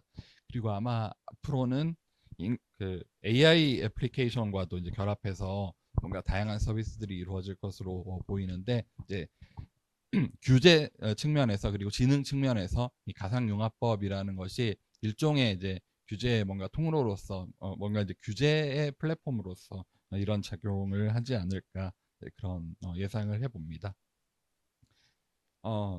지금부터는 이제 가상융합법에 포함되어 있는 몇 가지 이제 주제들, 또 이승민 교수님께서도 발표에서 말씀하셨던 내용들을 포함해서 몇 가지 주제들을 그 개별적인 주제들에 대해서 말씀드리도록 하겠습니다. 먼저 첫 번째로 그 정의 규정을 통해서 이제 가상 세계를 법제도에 편입시키고 있습니다. 그래서 이 점은 굉장히 이제 저는 긍정적으로 생각합니다. 그동안 메타버스 그 공간이라는 게 무엇인가, 그리고 메타버스 공간에 대해서 어떤 규율을 해야 될 것인가 불명확한 측면이 있었는데, 이것들을 이제 정의 규정을 통해서 제도화하고 있다는 측면에서 긍정적으로 생각합니다. 근데 다른 이제 우리 현실 세계에 있는 다른 사업들과 이제 결합을 해서 이제 더 발전을 시키기 위해서는 구체적인 사업을 할 수 있는 법제 개선으로 좀 더 뻗어 나가야 할 필요, 그러니까 해석 등을 통해서 더 뻗어 나가야 할 필요가 있겠습니다. 예컨대 이제 한 몇 년 전에 ICT 분야의 민간 투자 사업을 활성화시키겠다라는 방침을 정부가 발표를 한 적이 있는데, 이게 이제 어려움에 부딪혔던 게, 그때 우리 정부가 구상했던 것은 메타버스 기반의 디지털 트윈 같은 것들을, 이게 일종의 경제 기반이기 때문에 물리적인 시설은 아니지만 마치 우리 도로 철도를 조달을 하듯이 도로 철도를 조달하는 방법처럼 이런 메타버스 기반의 기반에 대해서도 그 사회기반 시설에 대한 민간투자법 같은 방법을 통해서 좀 효율적으로 그 기반을 조성하겠다라는 계획이었는데요. 이게 민간투자법의 기존의 구성 자체가, 물론 이제 제 생각에는 이게 완전히 모순된다고는 할 수 없는데, 세부적인 그런 구성들이 건설 사업들을 전제로 해서 세부적인 규율들이 적용이 되고 있기 때문에 이런 문제들로 인해서 이런 가상 세계를 기반 시설로서 조성하는 것이 조금 이제 어려움에 부딪혔었는데요. 좀 이런 것들을 해소할 수 있는 방향으로도 이제 더 뻗어 나가면 좋겠습니다. 그 방법으로 또 생각할 수 있는 것이 오늘 말씀해 주셨던 임시 기준입니다. 저는 이번 가상융합법에서 가장 좀 유니크한 이런 내용이라고 하면 임시 기준을 들 수 있을 것 같습니다.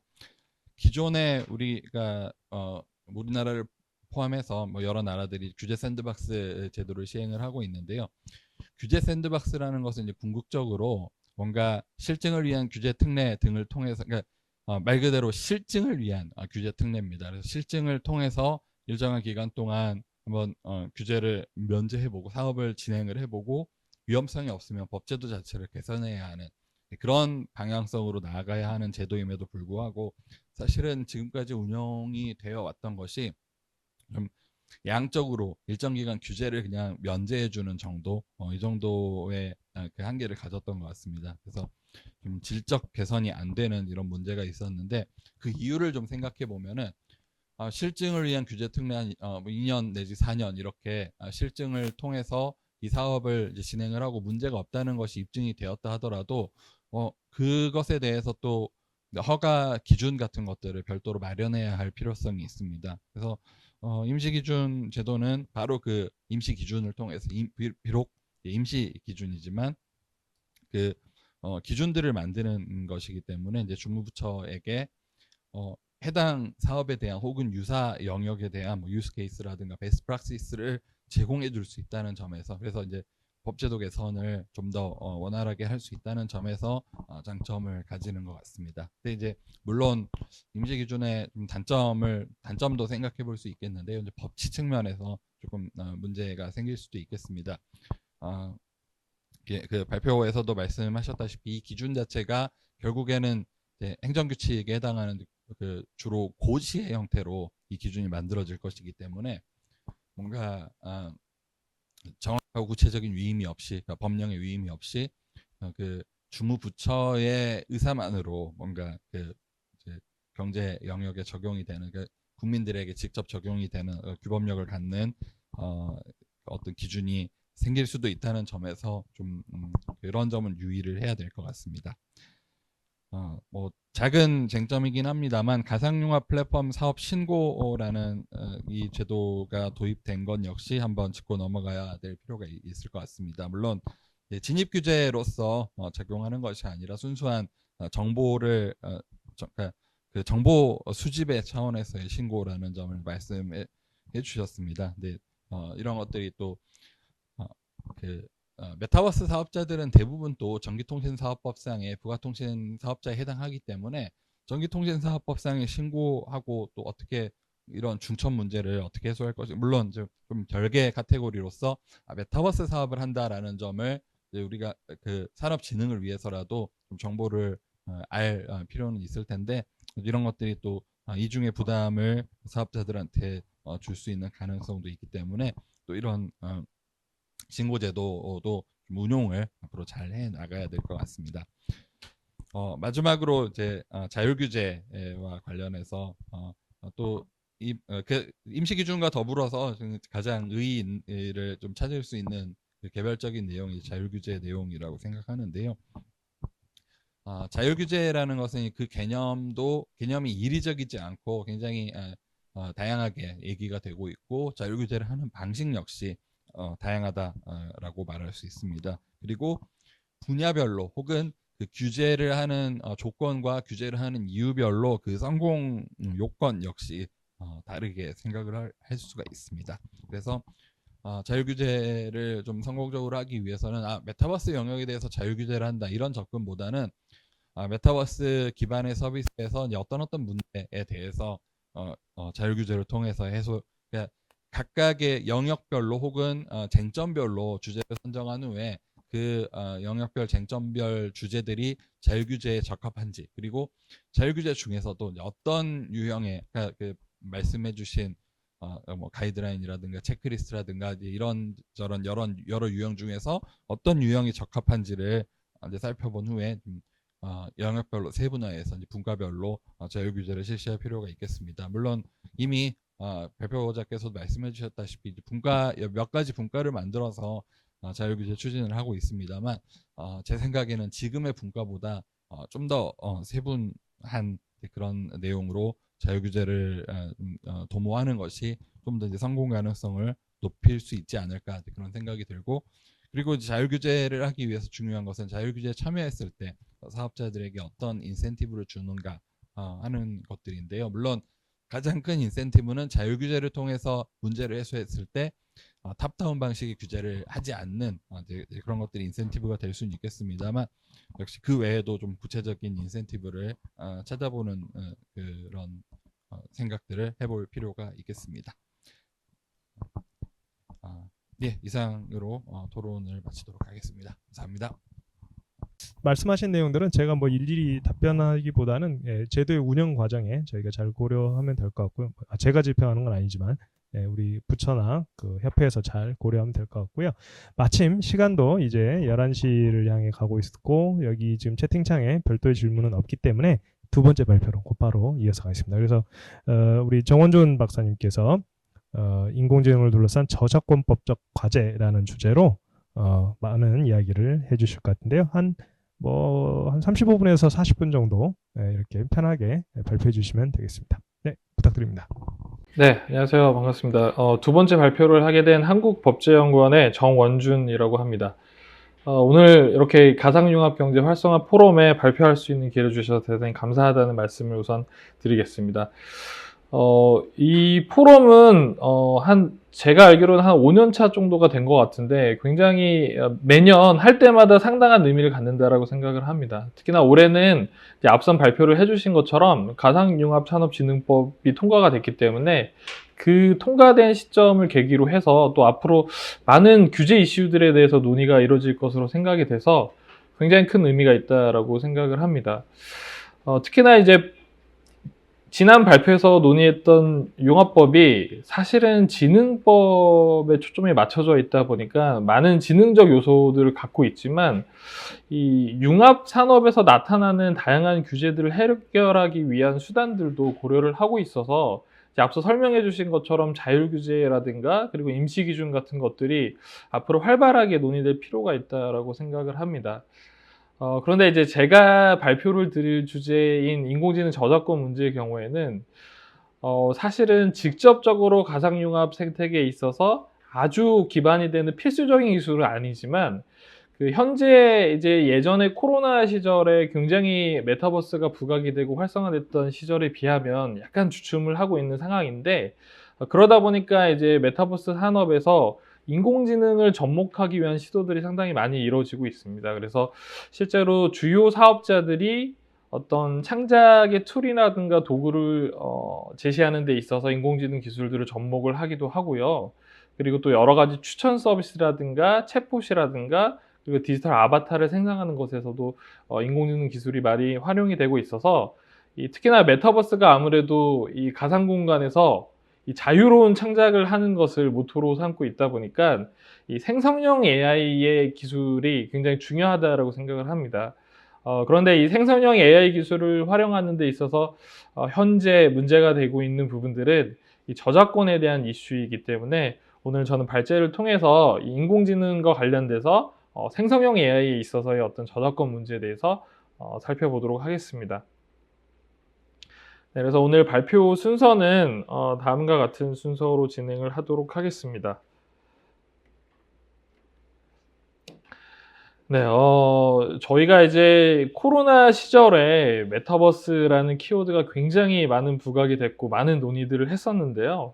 그때 당시 왜 이렇게 메타버스가 부각이 됐는가라는 것을 생각을 해보면 코로나 시절이다 보니까 오프라인에서 활동이 제한이 되면서 가상 공간에서의 어떤 커뮤니케이션 활동이나 여러 가지 경제 활동이라든가 창작 활동들도 할 수 있었다라고 하는 그 비대면에 대한 부분 니즈가 컸다라고 볼 수가 있을 것 같고요. 이제 두 번째로는 그 메타버스라고 하는 가상의 공간에서 정말 하고 싶은, 앞서 이제 로블록스 같은 경우에도 게임물을 마음껏 창작해보고 수정해 나가고 할 수 있는 그런 창작의 관점에서의 접근이 또 한 가지라고 생각을 합니다.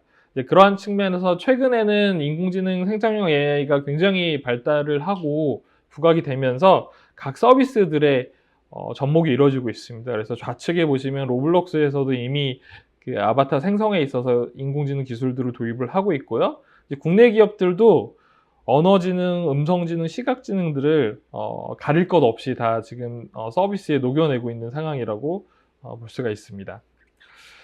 최근에 인공지능이 왜 부각됐는가라고 하는 근황들을 보면 이 파운데이션 모델의 등장이 굉장히 크게 작용을 했습니다. 이제 기존에는 인공지능을 고도화하기 위해서는 굉장히 상당한 수준의 학습 데이터가 필요했기 때문에, 그리고 그 학습 데이터들을 학습하고 서비스로 제공하기 위해서는 엄청난 컴퓨팅 자원이 필요했기 때문에 웬만한 기업들은 사실 그걸 시도하기가 굉장히 어려웠었죠. 그런데 이제 파운데이션 모델을 기반으로 해서 여기에 생성형 모델이라든가 여러 가지 파인 튜닝이라든가 이런 것들을 붙여서 이제 개별 서비스에 사용을 할 수 있게 되면서 사실은 많은 영역에서 생성형 인공지능이 활용이 되고 있습니다. 그래서 기존과는 다르게 파운데이션 모델이 이미 학습을 어느 정도 거친 모델이기 때문에 이 많은 데이터가 없어도 충분히 이제 서비스에 적용을 할 수 있는 그런 단계가 이르렀다라고 보실 수가 있습니다. 생성형 모델, 이제 언어 모델 챗 GPT를 기반으로 해서 많이 부각이 됐었고, 실질적으로 창작 영역에서 보면 오히려 언어 모델의 사용 수준보다 그 이미지 모델이 웹툰을 제작하거나 이 그림 제작을 하는 그런 창작가들한테 굉장히 많이 사용이 되고 있습니다. 그래서 언어 모델 같은 경우는 이 알고리즘을 구현을 하는 데 있어서 어떤 그 라벨러들이 적절성을 평가를 하고, 그리고 그것을 토대로 해서 어떤 산출의 모델들을 만들고, 또 그 보상 모델을 통해서 강화 학습을 통해서 알고리즘끼리 학습을 통해서 고도화할 수 있는 그런 체계를 갖췄고요. 그 다음에 이제 저작권 침해와 관련돼서 이미지 모델이 많이 논의가 되는데, 주로 이제 파운데이션 모델로서 디퓨전 모델을 기반으로 합니다. 그런데 이 기술적인 원리를 보시면 픽셀들의 조합들로 이제 디지털 이미지가 구성이 되다 보니까 이 디퓨전 모델은 픽셀의 노이즈를 먹이고 그 노이즈를 다시 해소해서 원본 데이터를 찾아가는 과정에서 학습을 하게 됩니다. 그렇기 때문에 다양한 노이즈 형태에 따라서 다양한 사실은 이미지들을 학습을 할 수 있는 거기 때문에 이러한 방식으로 모델이 작동을 하게 됩니다. 그래서 두 모델이 저작권 관점에서도 좀 달리 볼 필요가 있습니다. 왜냐하면 저작권법 자체는 저작권을 보호를 할 때 표현의 형식을 보호를 합니다. 그런데 언어 저작물 같은 경우에는 우리가 그 표절인지 아닌지 저작권 침해인지 여부를 판단을 할 때 특정한 단어들이 똑같이 등장을 했을 때, 그 표현 자체가 똑같았을 때 침해가 인정되는 것이지, 줄거리라든가 아이디어가 비슷하다고 해서는 저작권 침해가 일어나지 않습니다. 그런데 이미지 같은 경우에는 사실은 사법상 굉장히 어렵습니다. 왜냐하면 이미지는 예를 들면 사진 저작물 같은 경우에도 동일한 것을 찍을 수 있기 때문에 그거 자체가 사실은 구도라든가 여러 가지 그 작가가 그 작품을 만든 배경이라든가 그것을 의거할 객관적인 사실이 있는지 뭐 이런 것들을 종합적으로 판단하기 때문에 딱 특정 저작물들만 봤을 때 이게 침해인지 아닌지 여부를 재판상의 결과를 받기까지는 상당히 어려운 부분들이 있습니다. 그래서 이런 특징들의 차이가 있는데 이런 것들이 사실은 저작권 침해에서도 입증의 문제로 굉장히 어렵게 하는 문제로 작용을 하게 됩니다. 그러다 보니까 이 기본적으로 생성형 모델도 딥러닝에 기반을 하고 있기 때문에 이 인공지능은 사실은 개발자도 이제 역 리버스로 해서 이미지를 다시 생성을 하는 게 굉장히 어렵거든요. 생성형 모델도 명령 프롬프트를 통해서 내가 어떤 물을 생성을 했는데 이걸 동일하게 생성해내기는 사실 어렵습니다. 그렇기 때문에 반대로 얘기하면은 이 결과가 이 원인으로 인해서 침해가 일어났다라고 하는 것을 입증하는 것이 어려워지는 거고요. 그에 따른 책임의 문제도 굉장히 불분명해진다라고 볼 수가 있습니다. 근데 이제 뒤에서 설명드리겠지만 저작권에서 침해에 대한 요건은 크게 두 가지입니다. 그래서 객관적 요건으로서 실질적으로 유사하게 구현이 됐는지를 보고요. 주관적 요건으로는 이 침해물에 대해서 그 기존의 이제 원 저작물을 모방을 했기 때문에 그로부터 의거했기 때문에 라고 하는 의거성에 대한 입증이 주관적 요건으로서 요구가 됩니다. 그래서 이 두 가지가 입증이 돼야지만 침해가 이루어지는 것이고요. 또 이제 인공지능 저작권 이슈에서 그 공정이용 이슈, 면책에 대한 부분들이 많이 나오는데 이 면책을 받기 위해서는 일단은 침해가 인정이 되어야 되거든요. 근데 현재 지금 재판상에서 논의되는 것들은 침해 자체를 입증하기도 상당히 어려운 부분이기 때문에 오히려 이제 공정이용이라든가 TDM 규정 같은 것들은 입법적으로 우리나라 같은 경우는 공정이용 규정만 있기 때문에 이제 입법적으로 TDM 규정을 별도로 입법을 해야 되는 것이 아닌가라고 하는 입법적인 측면에서 주로 논의가 된다라고 보실 수가 있습니다. 그래서 오늘 이제 말씀드릴 저작권 쟁점에 대한 것을 정리를 해서 말씀을 드리면 이 학습 과정 내지 혹은 아웃풋 결과물 자체에 어떤 침해에 해당이 되는지 여부인 거고요. 그 다음에 그것이 인공지능 학습을 위한 것이다라고 했을 때 기계적 학습이라든가 정보 해석 목적의 경우에 공정이용으로서 저작권 침해에 대해서 면책을 부여할 수 있을지가 이제 첫 번째 주요한 쟁점이라고 볼 수가 있을 것 같고요. 두 번째로는 어느 정도 일단락돼서 정리가 됐습니다. 정부 차원에서 입장을 밝히고 있기 때문에 생성물에 대해서 어떠한 권리를 줄 것이냐, 이게 저작권이 가능한 것이냐, 그렇다면 어떤 범위 내에서 저작권이 성립할 수 있는가라고 하는 법적 보호의 문제가 있고요. 이 세 번째로는 최근에 이제 EU AI 액트에서 규제 논의들이 이루어지고 있고 한국에서도 사실은 인공지능에 대한 어느 정도 규제 프레임의 틀이 필요한 게 아닌가라고 국회에서 논의가 되고 있는 상황인데요. 이 플랫폼이 이 생성형 AI 침해물에 대해서 어떠한 책임을 지어야 되는가라고 하는 부분들도 이제 향후의 중요한 쟁점으로 등장을 하게 될 것 같습니다. 네, 그래서 우선 이제 첫 번째 쟁점과 관련해서 살펴보도록 하겠습니다.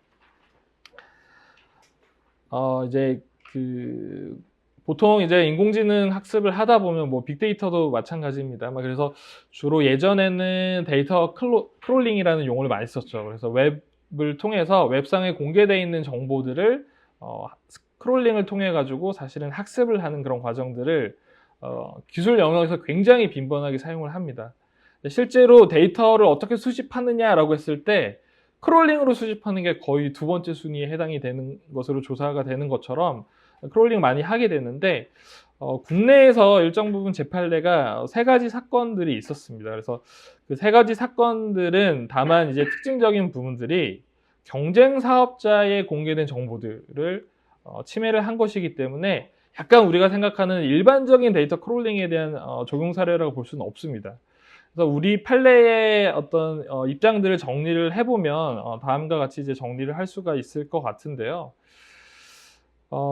이 판례들에서 공통적으로 문제가 됐던 것들은 정보통신망 침입에 대한 불법적 침입 행위하고요. 그 다음에 저작권법상의 데이터베이스 제작자 권리가 있거든요. 그래서 그 권리 침해에 대한 부분들, 그 다음에 앞서 말씀드린 것처럼 경쟁사업자의 정보이기 때문에 부정경쟁방지법상의 성과보용 행위가 문제가 됐는데 이제 이 사건들은 사실은 데이터 부정 사용 행위가 입법이 되기 전 사건들이어서 실제로 재판 내에서 다뤄지진 않았지만 이제 향후에는 데이터 부정 사용 행위에 해당하는지 여부도 판단이 이루어질 필요가 있습니다.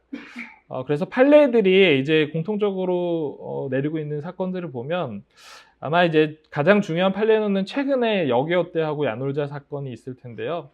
아시다시피 두 업체는 이제 숙박 정보를 제공하는 기업이잖아요. 그래서 여기어때가 사실은 선두주자인 야놀자에서 공개하는 숙박이라든가 위치 정보라든가 아니면 가격 정보 같은 것들을 크롤링을 했었습니다. 근데 이 사건에서 사실은 형사 민사가 같이 진행이 됐는데 이제 형사 사건에서는 전체 무죄 판결이 나왔고요. 민사에서는 불법 행위에 대한 손해배상이 인정이 됐었습니다. 그래서 사실은 이제 형사 규정에서 무죄가 됐다라는 것에 많은 좀 논란들이 있었는데 사실 그 내막을 들여다보면 단순히 이제 방어 조치하는 것이 굉장히 중요해진 겁니다. 그러니까 크롤링을 원치 않을 경우에는 이용 약관에 넣는 것 자체는 크게 유효하진 않거든요. 왜냐하면 외부 이용을 하는 이용자가 아니기 때문에 사실은 적용이 안 되기 때문에 이용 약관에 크롤링을 금지한다라는 규정을 넣는 것 외에 기술적으로 API 접근이라든가 이런 것들을 차단하는 조치가 필요했다라고 하는 점이 그 사건이 주는 시사점이라고 할 수가 있습니다. 그래서 판례들이 판단하는 것을 보면 일단 뭐 적법한 접근 권한을 가졌는지 여부도 판단의 대상이 되고요.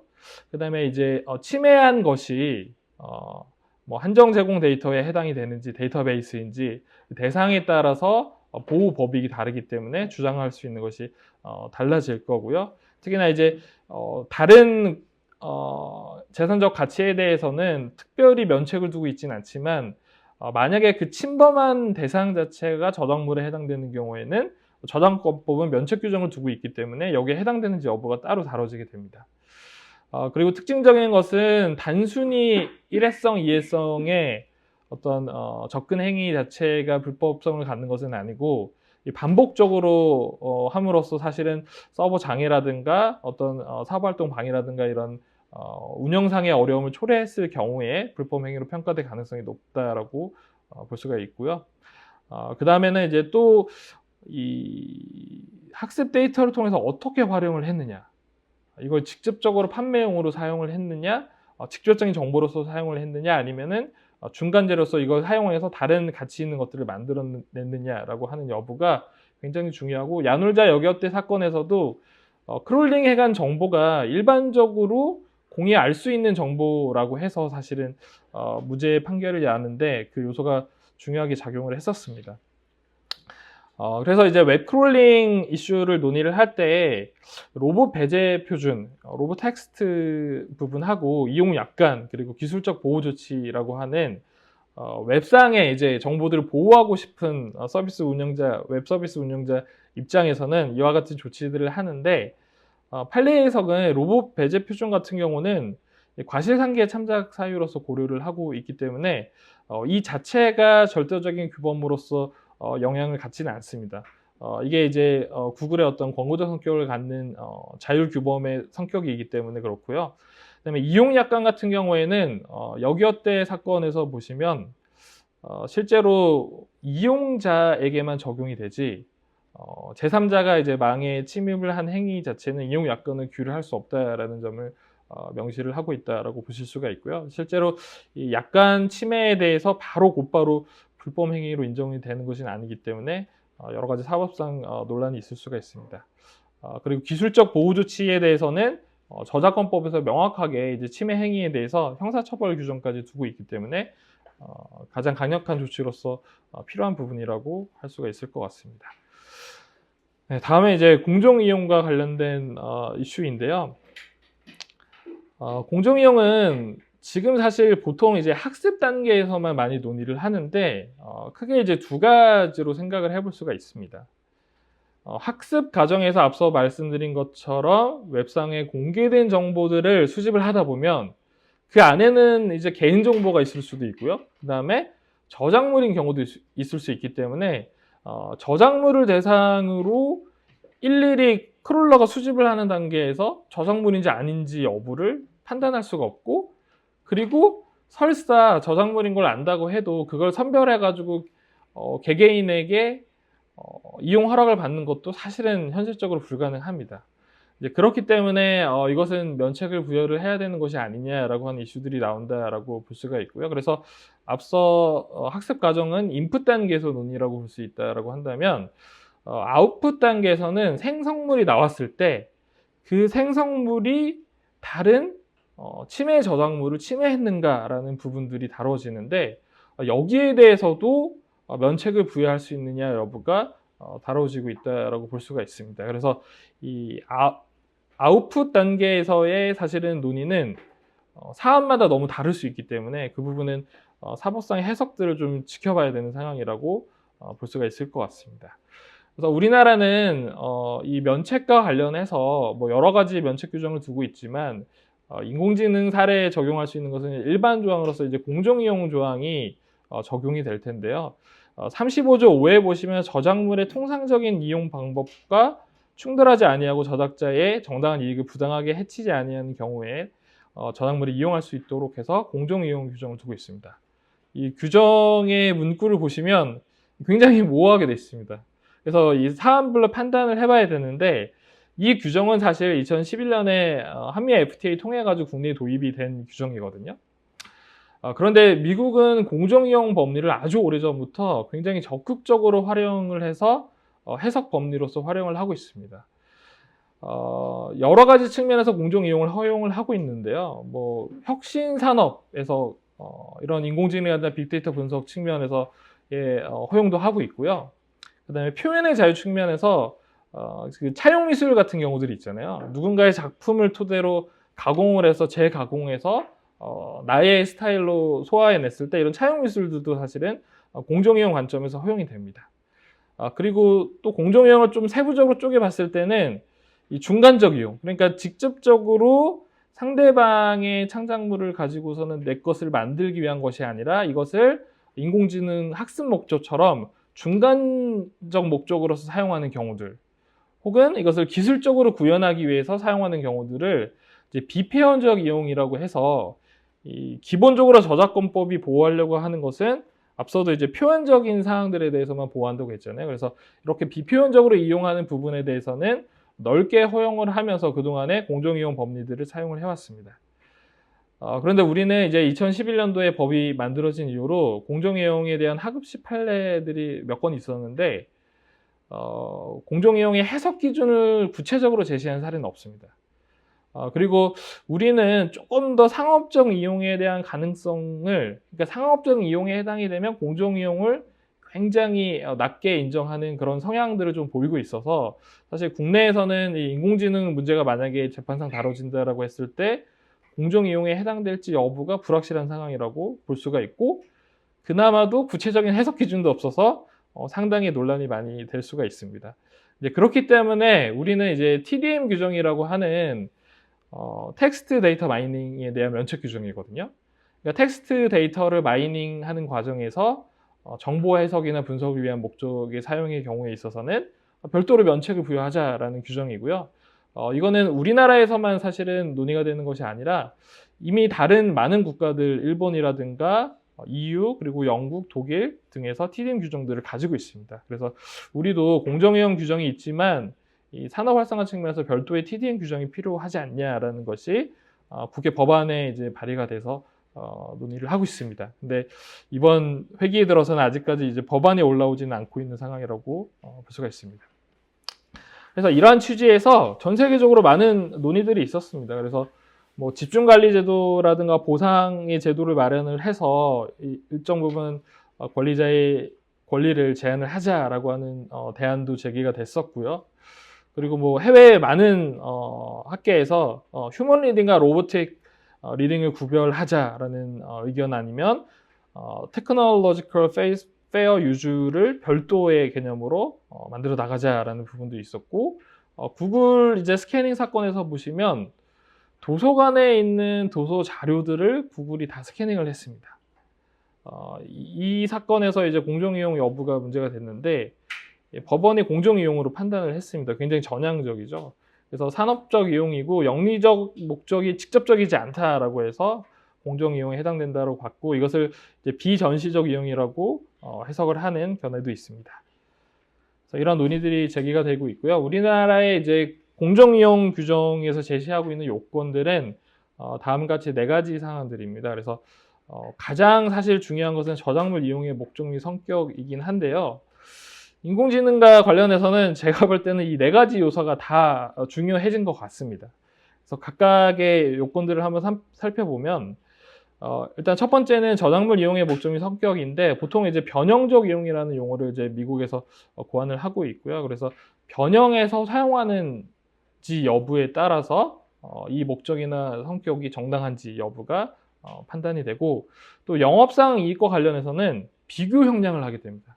그러니까 미국에서의 법리에 따르면 상업적 이용이면 공정 이용 아닌 거 아니야? 라고 하는 것이 아니라 영업상의 이익을 얼마나 직접적으로 판매 목적으로 할 거냐에 따라서 다른 것이고 중간적으로 이용하는 것에 대해서는 별도의 새로운 추가 의미나 표현이 있으면 그것에 대해서는 공정 이용을 인정을 하고 있습니다. 그래서 이게 비교 형량이 필요한 기준이라고 할 수가 있고요.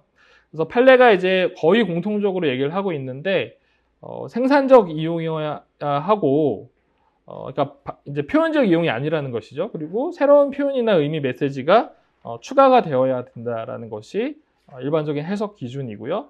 이제 앞서 말씀드린 것처럼 구글이 도서관에 이제 책들을 스캐닝해서 데이터베이스화한 것에 대해서도 변형적 이용에 해당이 되고 영역 목적이 더 크다라고 볼 수 없다라고 판결을 내렸습니다. 그리고 심지어는 일정 사건에서는 완전히 판매를 위해서 사실은 이용한 경우에서도 공정이용으로서 면책을 부여하는 경우가 있어서 굉장히 전향적으로 판단을 하고 있다라고 볼 수가 있고요. 다음으로 이제 저작물의 종류 및 용도와 관련된 부분들은 이것이 창작적 저작물인지 사실적 저작물인지 이를테면 창작적 저작물 같은 경우에는 어떤 특정 작가의 그림 자체를 흉내내고 모방하기 위한 경우는 이것도 지금 현재 재판이 진행 중이긴 한데 저 개인적으로는 이런 작가의 스타일을 흉내내는 것에 대해서는 저작권 침해가 인정될 거라고 생각을 합니다. 물론 이제 입증의 문제가 남아있긴 하지만 이 창작적 저작물 그러니까 작품이라든가 사진이라든가 이런 것들을 크롤링 해가지고 학습에 도용하는 것에 대해서는 공정이용 적용 가능성이 낮다라고 볼 수가 있을 것 같고 또 이제 전체에서 이용된 부분이 차지하는 비중도 우리가 이제 학습 데이터를 구성을 하다 보면 이를테면 그 스테빌리티 AI 사건에서 게티 이미지의 그 사진들을 학습을 한 것이 문제가 되고 있는데 그 비중 자체는 굉장히 낮습니다. 그러니까 2%가 채 되지 않기 때문에 전체 학습 데이터 중에 특정 저작물을 학습한 비중이 어느 정도이냐 여부도 중요한 기준이 된다라고 볼 수가 있고요. 이제 마지막으로는 이 저작물 이용 자체가 시장에 미치는 영향과 가치에 대해서도 판단해 볼 수가 있는데 결국에는 대체제인지 보완제인지 여부입니다. 그러니까는 인공지능 생성형 서비스가 특정 저작물 예를 들면 웹툰 영역에서 대체제로서 작용을 한다라고 하면은 공정이용 적용받기가 어렵다라고 볼 수가 있을 것 같습니다. 네, 그래서 여러 가지 이제 분쟁 사례들이 실제로 일어나고 있는 상황들이라고 할 수가 있는데요. 거의 대부분의 생성형 모델들이 지금 제소가 되어 있는 상황입니다. 그래서 이 재판에서 문제가 되고 있는 부분들은 일거성에 대한 부분들, 그러니까 이 원고들의 그 저작물들을 사용을 해서 이러한 유사 침해물들이 나왔다라고 하는 그 의거관계를 밝히는 부분들이 굉장히 소송상의 중요한 이슈로 작용을 하고 있고요.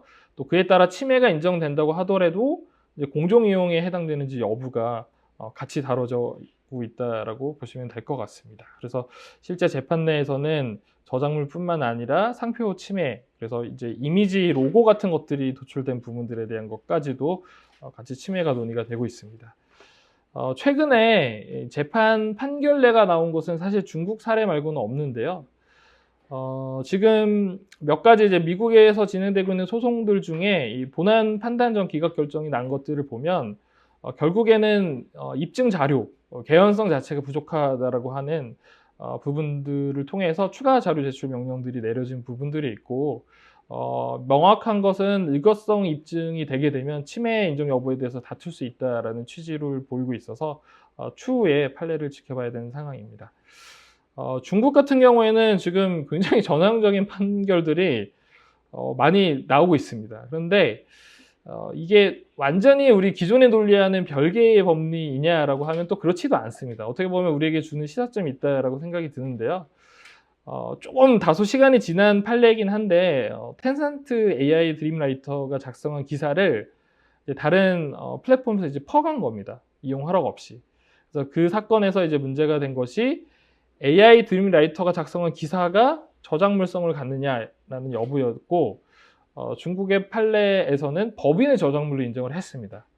그러니까 우리나라로 치면 이제 업무상 저작물인데 우리나라는 업무상 저작물에 근로자가 작성한 것이라고 하는 자아라고 하는 사람의 요건이 들어있기 때문에 사실 인정이 어려운데 중국에서는 법인 자체의 저작권으로 기속을 시켜서 권리 자체를 주체로서 인정을 하고 있기 때문에 이 AI 생성물 자체를 이 텐센트 법인이 사실은 여러 가지 가공들을 통해서 노력들을 통해서 생성한 그런 소유 저작물이다라고 해서 이 저작물 침해를 인정을 한 사례가 있습니다.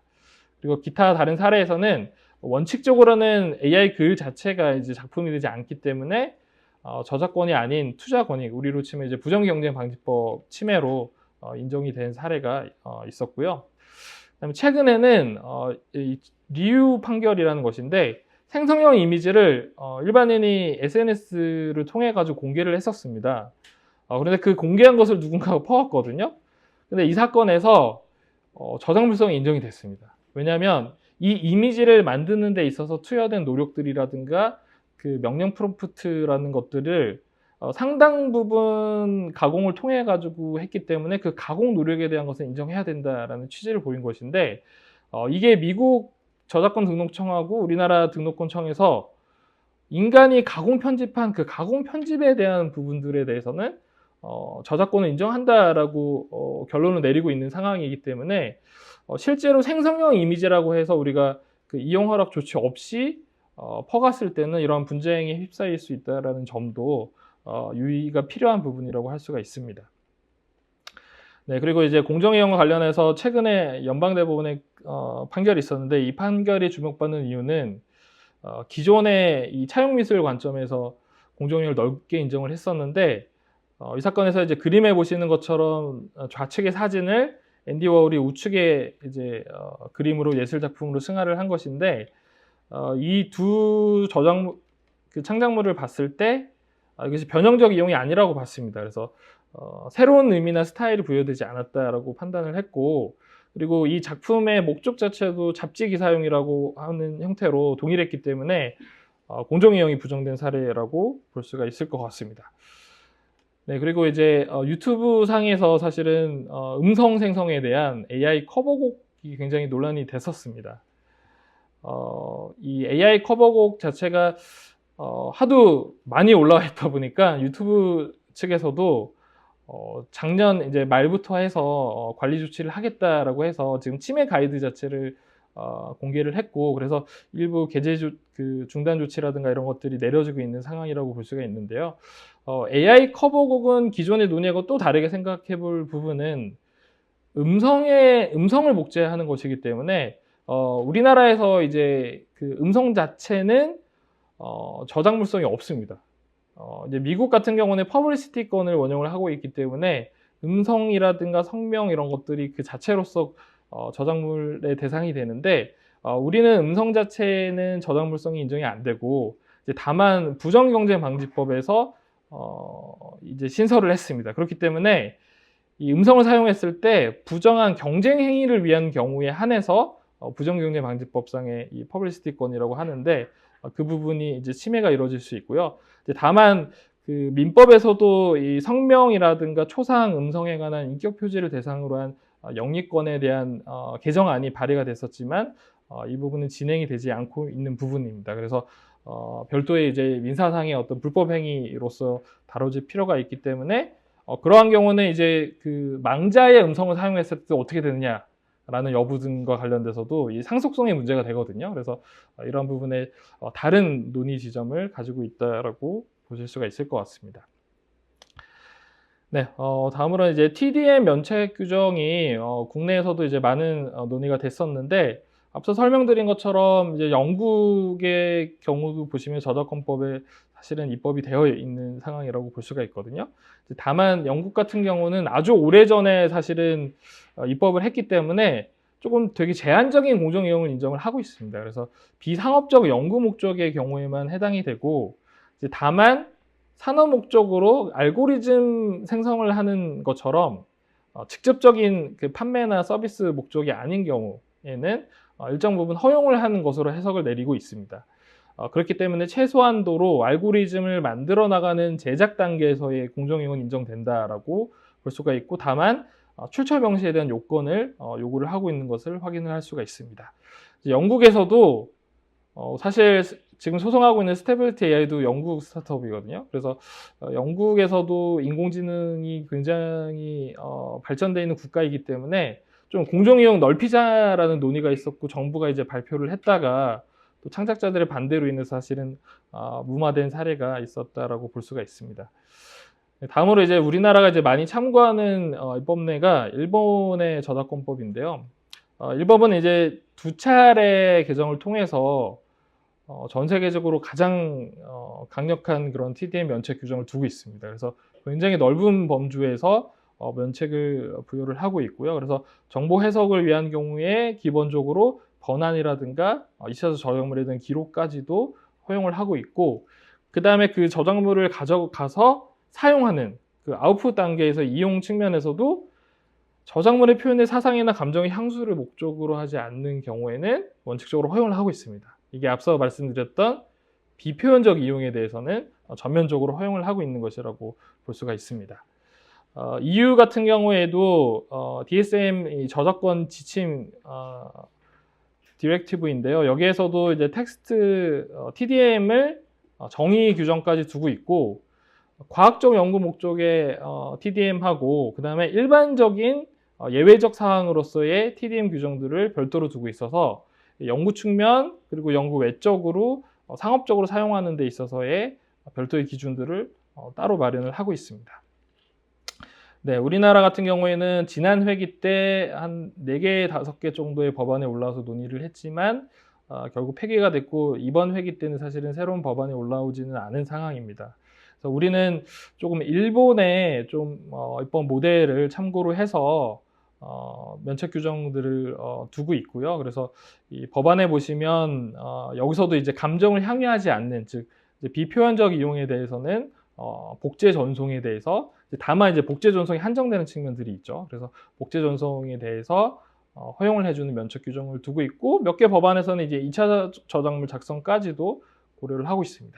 그래서 사실은 위에 도종환 의원안은 어떻게 보면 복제 전송에 대해서만 허용을 하고 있기 때문에 이걸 직접적으로 사용하는 것까지의 면책인 부분은 어차피 공정이용을 거쳐야 되는 좀 문제가 있을 수 있습니다. 그래서 만약에 진짜 산업 활성화 측면에서의 접근이라고 한다면 2차적 저작물 작성까지도 사실은 포함을 할 필요가 있는데, 근데 문제가 되는 것은 이 오해가 있는 것 같습니다. 그러니까 TDM 규정이 저작물을 이 알고리즘 활성화 목적으로 끊임없이 뭐 학습해도 된다라고 하는 취지는 아닙니다. 이제 웹상의 크롤링을 통해서 학습을 하다 보면 이것을 일일이 사실은 이용 허락을 받는 것이 불가피하고, 이게 직접적으로 표현적으로 이용하는 것이 아니라 앞서 이제 미국 개념처럼 중간적인 이용, 기술적 이용이기 때문에 그 경우에 한해서 인정을 하는 것이기 때문에, 앞서 이제 그 어떤 작가의 스타일을 흉내내거나 비슷한 그림들을 완성하기 위한 생성 서비스는 여기에 적용되지 않을 가능성이 크다라고 볼 수가 있습니다. 네, 다음 쟁점은 이제 그 산출물에 대해서 저작권을 부여할 수 있는가라는 여부인데요. 이 부분은 조금 명료하게 말씀을 드릴 수 있을 것 같습니다. 그래서 작년에 문체부하고 저작권위원회에서 그 AI 생성형 AI 저작권 안내서라는 것을 발간을 했고요. 거기에 보시면 주요한 내용들은 미국 그 저작권청이 보이고 있는 태도와 거의 유사하다라고 볼 수가 있습니다. 그래서 다만 논란이 됐던 것은 이제 AI 학습을 할 때 적절한 보상 조치를 해라라는 식의 권고적인 내용이 들어가 있어서 이 부분은 그러면은 보상이 이루어지지 않으면 법 위반이냐, 침해냐라는 여부들이 조금 다투어지기도 하고 있는데, 기본적으로 등록에 있어서의 프로세스를 보면, 기본적으로 AI가 생성한 것은 인간이 한 것이 아니기 때문에 대상이 될 수가 없다. 그런데 그 가공 편집이라든가 이런 부분에 있어서의 어떤 추가적인 노력이 창작성을 가진 수준이라고 한다면 등록을 할 수 있다라는 것이고요. 그 등록에 있어서 허위로 표시하지 않도록 하는 제재 조치와 관련된 공고 사항들도 지금 그 안내서에 나와 있는 상황이라고 볼 수가 있습니다. 그렇기 때문에 내가 만약에 충분한 노력을 통해 가지고 예를 들면 웹툰 작가가 어떤 인공지능 툴을 사용해서 실제로 그렸다라고 한다면 그 들어가는 말풍선이라든가 아니면 추가 편집한 부분들이 있기 때문에 그 부분에 대해서는 권리 보호가 가능하다라고 볼 수가 있습니다. 네, 그래서 이제 요 해석이 내려진 계기가 사실은 미국에서 새벽의 자리아라고 하는 것이 처음에 이제 등록을 그냥 사람이 한 것처럼 했다가 나중에 인공지능이 기여한 부분에 대해서 별도 판단을 받으면서 인간이 창작한 부분에 있어서에 대해서만 등록을 허용하는 것으로 사실은 이 저작권청의 결정이 있었습니다. 그래서 그걸 토대로 해서 지침들이 내려져서 우리도 유사한 체계를 도입을 했다라고 볼 수가 있을 것 같고요. 그 다음에 이제 그 생성형과 관련해서 침해인지 여부를 판단할 때 우리 이용자들이 사실은 생성을 하잖아요. 이 부분도 사실은 많은 분들이 궁금해 하시는데 이용자들이 직접 침해물을 그 툴을 이용했더니 생성이 될 수 있는 거잖아요. 근데 여기에서는 이제 의도성이라든가 이런 것들이 판단이 될 텐데 만약에 이용자가 직접 책임을 진다라고 하면 그것을 전제로 해서 플랫폼에 간접 책임을 지는지 여부도 확인을 해볼 수가 있습니다. 그래서 예전에 간접 책임하면 소리바다처럼 이게 침해물인지 아는 상황에서 콘텐츠들을 음악 저작물들을 유통시키게끔 했기 때문에 간접 책임이 인정이 됐는데 생성형 서비스 같은 경우에도 만약에 침해의 의도성을 명확하게 인지한 상태에서 그것을 허용하는 툴들을 제공을 했다라고 한다면 그 부분에 대해서는 일정 부분 대위 체금을 해서 간접 책임에 대한 부분들도 논의가 되어질 수 있다라고 보실 수가 있습니다.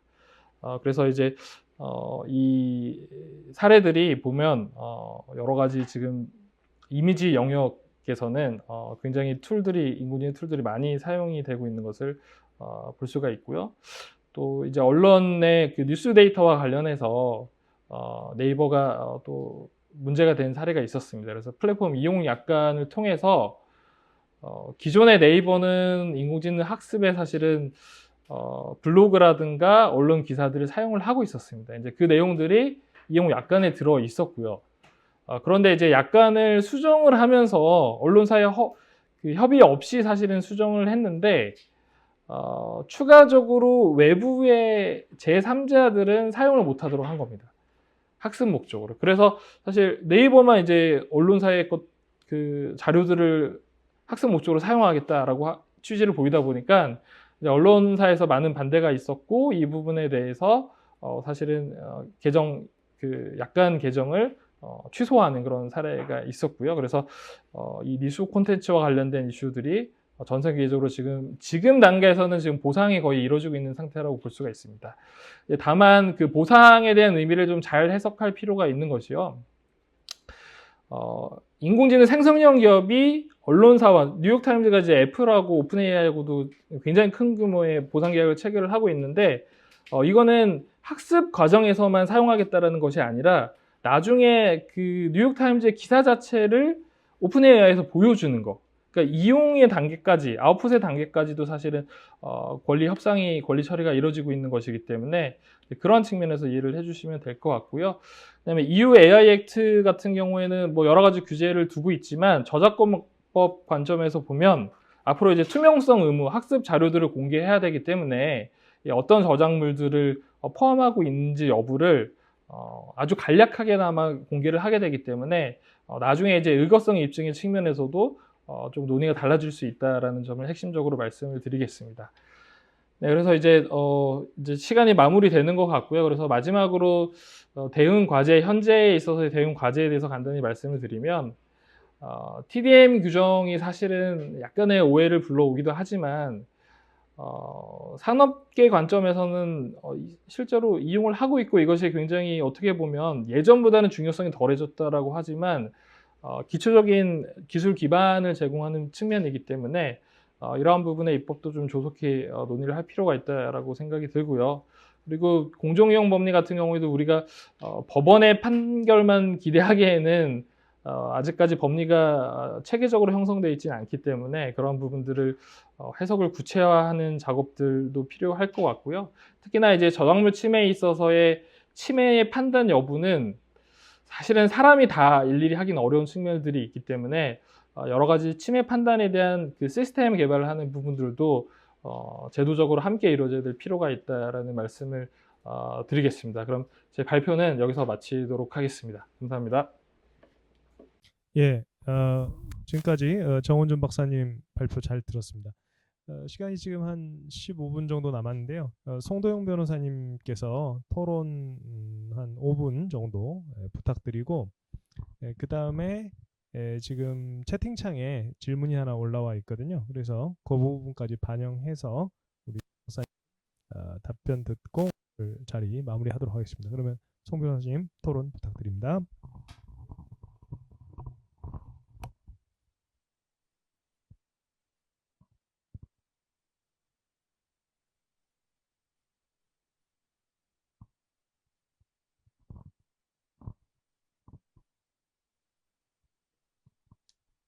네, 안녕하십니까. 법무원 BT의 송도영 변호사입니다. 오늘 좋은 자리에 초대해 주셔서 감사하고요. 뭐 좋은 발표도 들어서 많이 공부가 됐습니다. 이승민 교수님께서 이제 말씀하신 것처럼 이 법안이 횟수로는 한 4년 좀 넘게 준비가 됐고 또 만으로는 거의 4년 가까이 여러분들의 도움으로 제정이 돼가지고 이제 시행을 앞두고 있습니다. 시행령 시행 조치도 거의 이제 다 마련이 돼서 이제 28일 날 시행이 되고요. 또 그때는 칼리버스라는 곳에서 또 새로운 서비스가 출시될 예정이라서 많은 의미 있는 날이 될 것 같습니다. 그 직전에 하는 포럼이라서 더 큰 의미를 갖는 것 같고요. 저작권 침해 관련해서는 많은 분들의 논의가 있었고 뭐 쟁점이 워낙에 많습니다. 뭐 그런데 이제 오늘 말씀해 주신 내용 중에 이제 저작권 침해 요건 중에 의거성 관련해서 좀 의견을 좀 드리면, 의거라는 게 이제 쉽게 말해서 침해자의 작품이 저작권자의 저작물 근거로 만들어졌음을 의미한다는 건데, 뭐 말씀하신 것처럼 이제 표현을 따라하는 거죠. 근데 이제 의거성이라는 게 직접적인 증거로 증명하는 게 사실상 이제 어렵습니다. 뭐 실무상 재판으로도 뭐 내가 이거를 꼭 참고해서 작성했다라고 쓰는 경우는 없기 때문에 결국에는 이제 직접적으로 인정되지 않더라도 원고 저작물에 대한 접근 가능성, 뭐 양 저작물의 사이의 유사성 등 간접 사실이 인정되면 이제 그걸 추정될 수 있다는 게 대법원 판례죠. 근데 이제 대법원 판례도 그렇고 단순히 그러니까 접근 가능성이 있다는 정도만으로 의거성을 인정하기 어렵다는 것도 이제 일반적인 판례 경향으로 보입니다. 예, 우리 대법원 같은 경우에는 이제 접근 가능성 요건이라는 게 피고가 이제 반드시 원고 저작물에 접해서 현실적으로 읽거나 이제 보거나 들은 경우를 한정되는 건 아니고, 피고가 이제 원고의 저작물을 알고 있어서 접근할 수 있는 구체적 가능성이 있으면은 네, 충족된다라고 판시를 해서 접근 가능성이 인정되기 위해서는 반드시 현실적으로 감상해야 되는 건 아니지만 이제 구체적인 가능성이 존재해야 된다는 점은 이제 이야기를 하고 있습니다. 근데 이제 오늘 말씀하신 이제 공개된 저작물 같은 경우에 이제 뭐 저작권자가 직접 인터넷에 이제 공개한 경우도 좀 있고, 또 제3자가 적법하게 또는 정당한 근거 없이 촬영하거나 복제해서 공개한 것 등등 뭐 다양한 유형이 있을 수 있고요. 또 인공지능 학습 관련해서 이제 프로세스를 생각해 보면 이제 인공지능이 이제 학습을 위해 데이터를 수집을 하고 뭐 전 처리를 하고요. 또 알고리즘 하기 위해서 분석하고 뭐 파인 튜닝도 하고 이제 이런 과정에서 여러 절차를 거치다 보면 이 의거성을 판단하는 게 사실상 어려울 것 같다는 생각이 듭니다. 또 이제 뭐 생각해 보면 이제 사후적으로 명령 프롬프트를 한번 뭐 복원을 해서 보겠죠. 이 사람이 이 산출물을 만드는 과정에서 명령 프롬프트를 뭐를 넣는지를 이제 생각해 보면은 누구누구 그림과 같은 그림을 그려줘. 만약에 이런 아주 명시적인 내가 이걸 봤는데 이걸 똑같은 거 그려줘라고 한 게 아닌 이상 증거로 쓰기가 좀 애매하고, 누구누구의 화풍으로 뭐 그려줘라는 게 이제 표현하니 화풍 같은 걸 참고하라는 명령만으로 저작권 침해를 뒷받침할 수 있을지도 좀 의문입니다. 특히 이제 오늘 좋은 그 발표 내용 중에 발표자를 11면 보면 미 캘리포니아 북부 법원에서 개연성 부족을 이유로 본안 판단전 기각 결정을 한 사례도 있는 것 같은데요.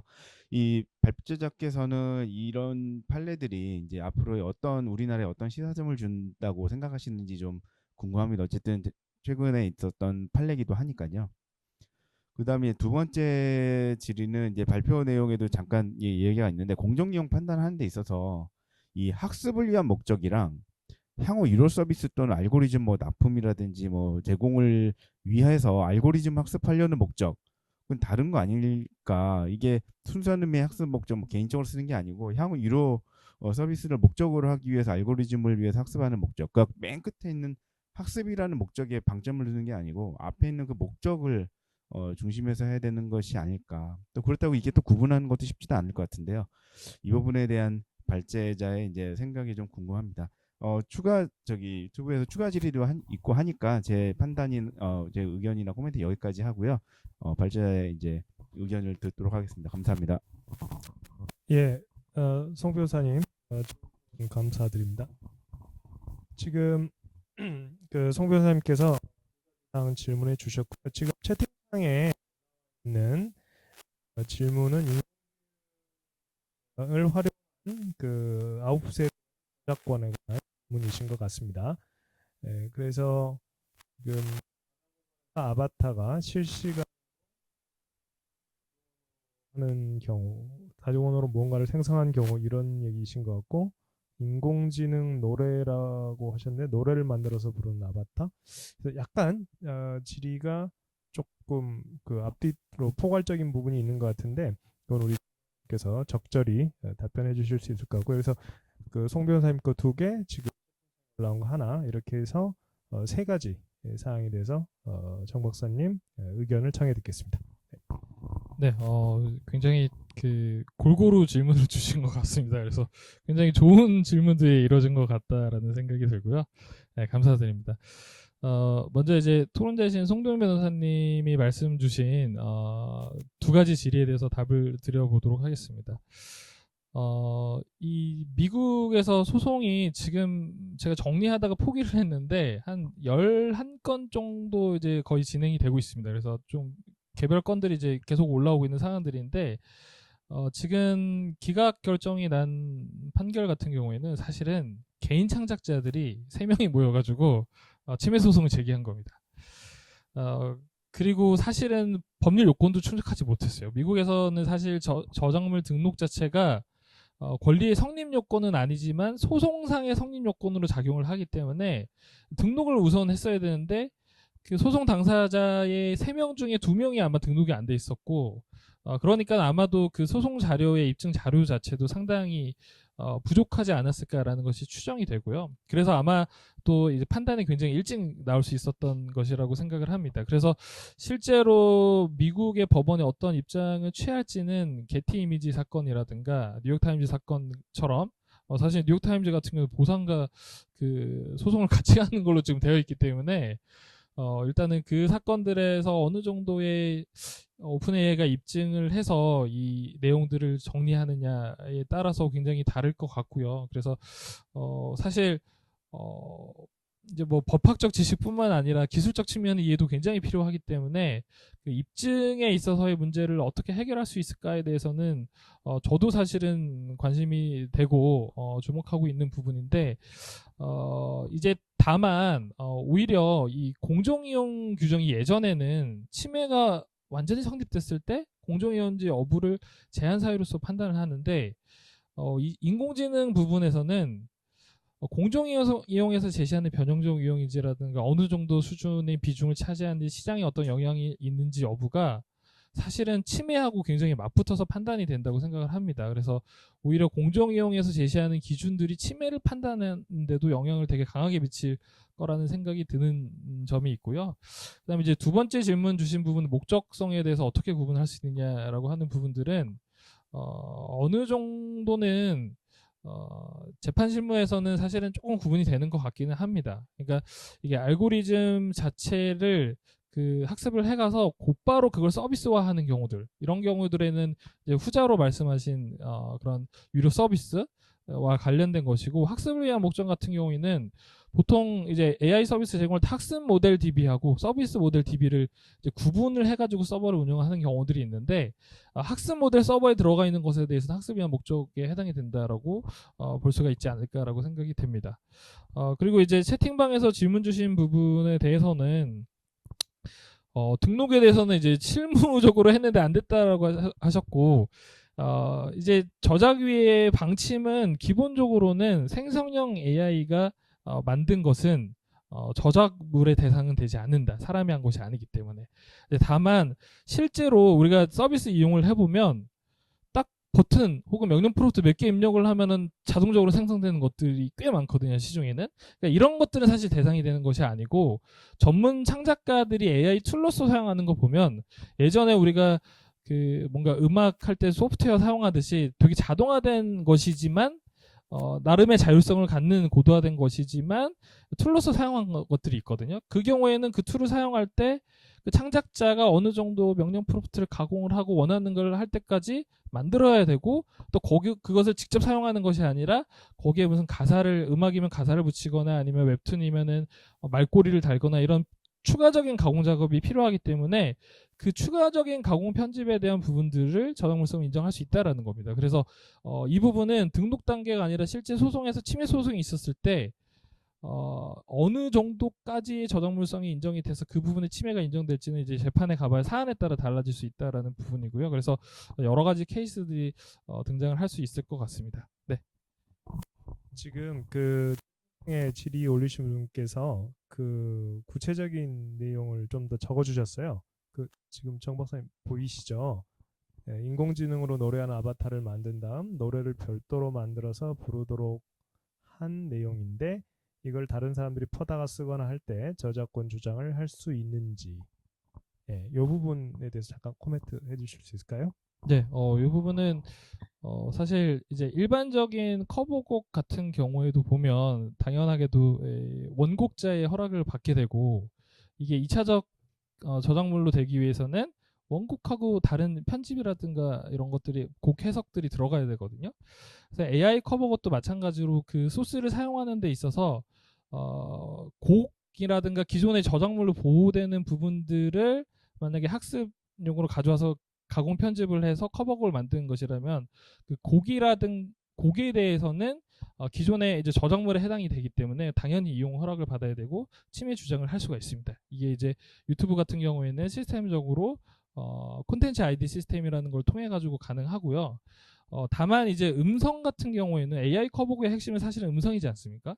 음성 같은 경우는 제 발표 중에 말씀을 드렸는데 저작물성이 인정이 안 됩니다. 그렇기 때문에 다른 권리 주장을 통해 가지고 해야 되기 때문에 사실은 조금 어려운 측면들이 있죠. 실제로 이제 재판상 가야 되는 부분들까지 있기 때문에 이제 사전적으로 형성된 권리는 없는 상태이기 때문에 그 부분에서 한계는 있지만 침해가 성립이 될 수 있다라는 점은 말씀드릴 수 있을 것 같습니다.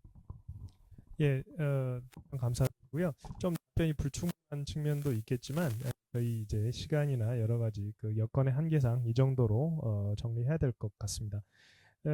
지금 저작권 관련된 분쟁은 이제 앞으로 법률 분쟁이 법률적으로 상당히 큰 이슈가 될 것이고, 그래서 그 로펌들이나 또 변호사들이나 굉장히 많은 관심들을 가질 것 같아요. 그래서 생성형 AI의 등장에 따라서 굉장히 많은 그 소송이 생길 것 같고, 그래서 법률 시장이 그만큼 좀 확대되는 측면이 있을 것 같다라는 생각이 드는데요.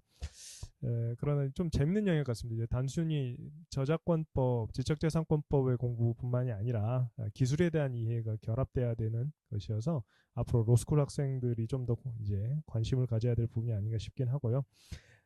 아까 이제 그 우리 정 박사님께서 말씀하신 것 중에서 야놀자 사건은 형사는 이제 무죄가 났지만 민사는 지금 하급심에서 일단 야놀자가 승소한 상태여서 그 부분 혹시 오해하지 마시라고 참고로 말씀드리고, 그 다음에 소송을 그래서 아직 계속 중입니다. 민사는. 그 다음에 TDM 면책 관련된 부분은 오늘 이제 정 박사님께서 말씀해 주신 부분은 저작권법의 측면에서 그렇고요. 저작권법 측면에서 해결이 된다고 해서 다 되는 건 아니고 개인정보 문제가 또 있습니다. 그래서 개인정보법 이슈는 이와 별개의 문제다. 그러니까 혹시 청취하시는 분들께서 저작권법만 해결되면은 학습 데이터 활용이 무제한적인 것이다. 이렇게 오해하시면 안 될 것이라고 말씀을 드립니다. 마지막으로 TDM 면책 규정도 현재 우리 발의된 법안, 그러니까 일본법이 가장 넓은 것이긴 한데, 근데 다만 이제 문제는 향유 혹은 향수라는 개념을 어떻게 볼 것인가의 이슈인데요.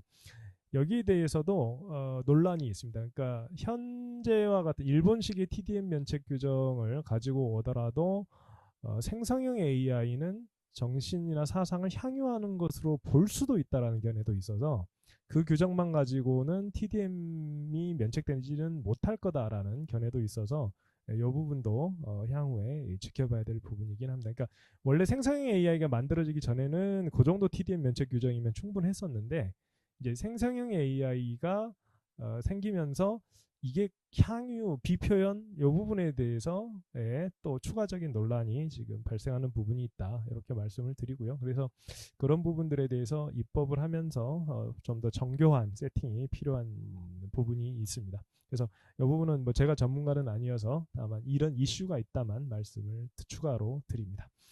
예, 오늘 시간을 꽉 채워서 좋은 발표, 제가 한 걸 좋은 발표라니까 좀 죄송합니다. 그 우리 정 박사님 발표와 좋은 토론 감사드리고요. 우리 청취자들께서도 이 시간 다 지켜주셔서 대단히 감사드립니다. 저희 차례는 여기서 마치고요. 또 우리 5개 분과이기 때문에 나머지 4개 분과도 관심 있는 분야 적극 참여 부탁드리고 저희는 다음 2차 세미나 때 찾아뵙겠습니다. 오늘 여기서 마치겠습니다. 감사합니다.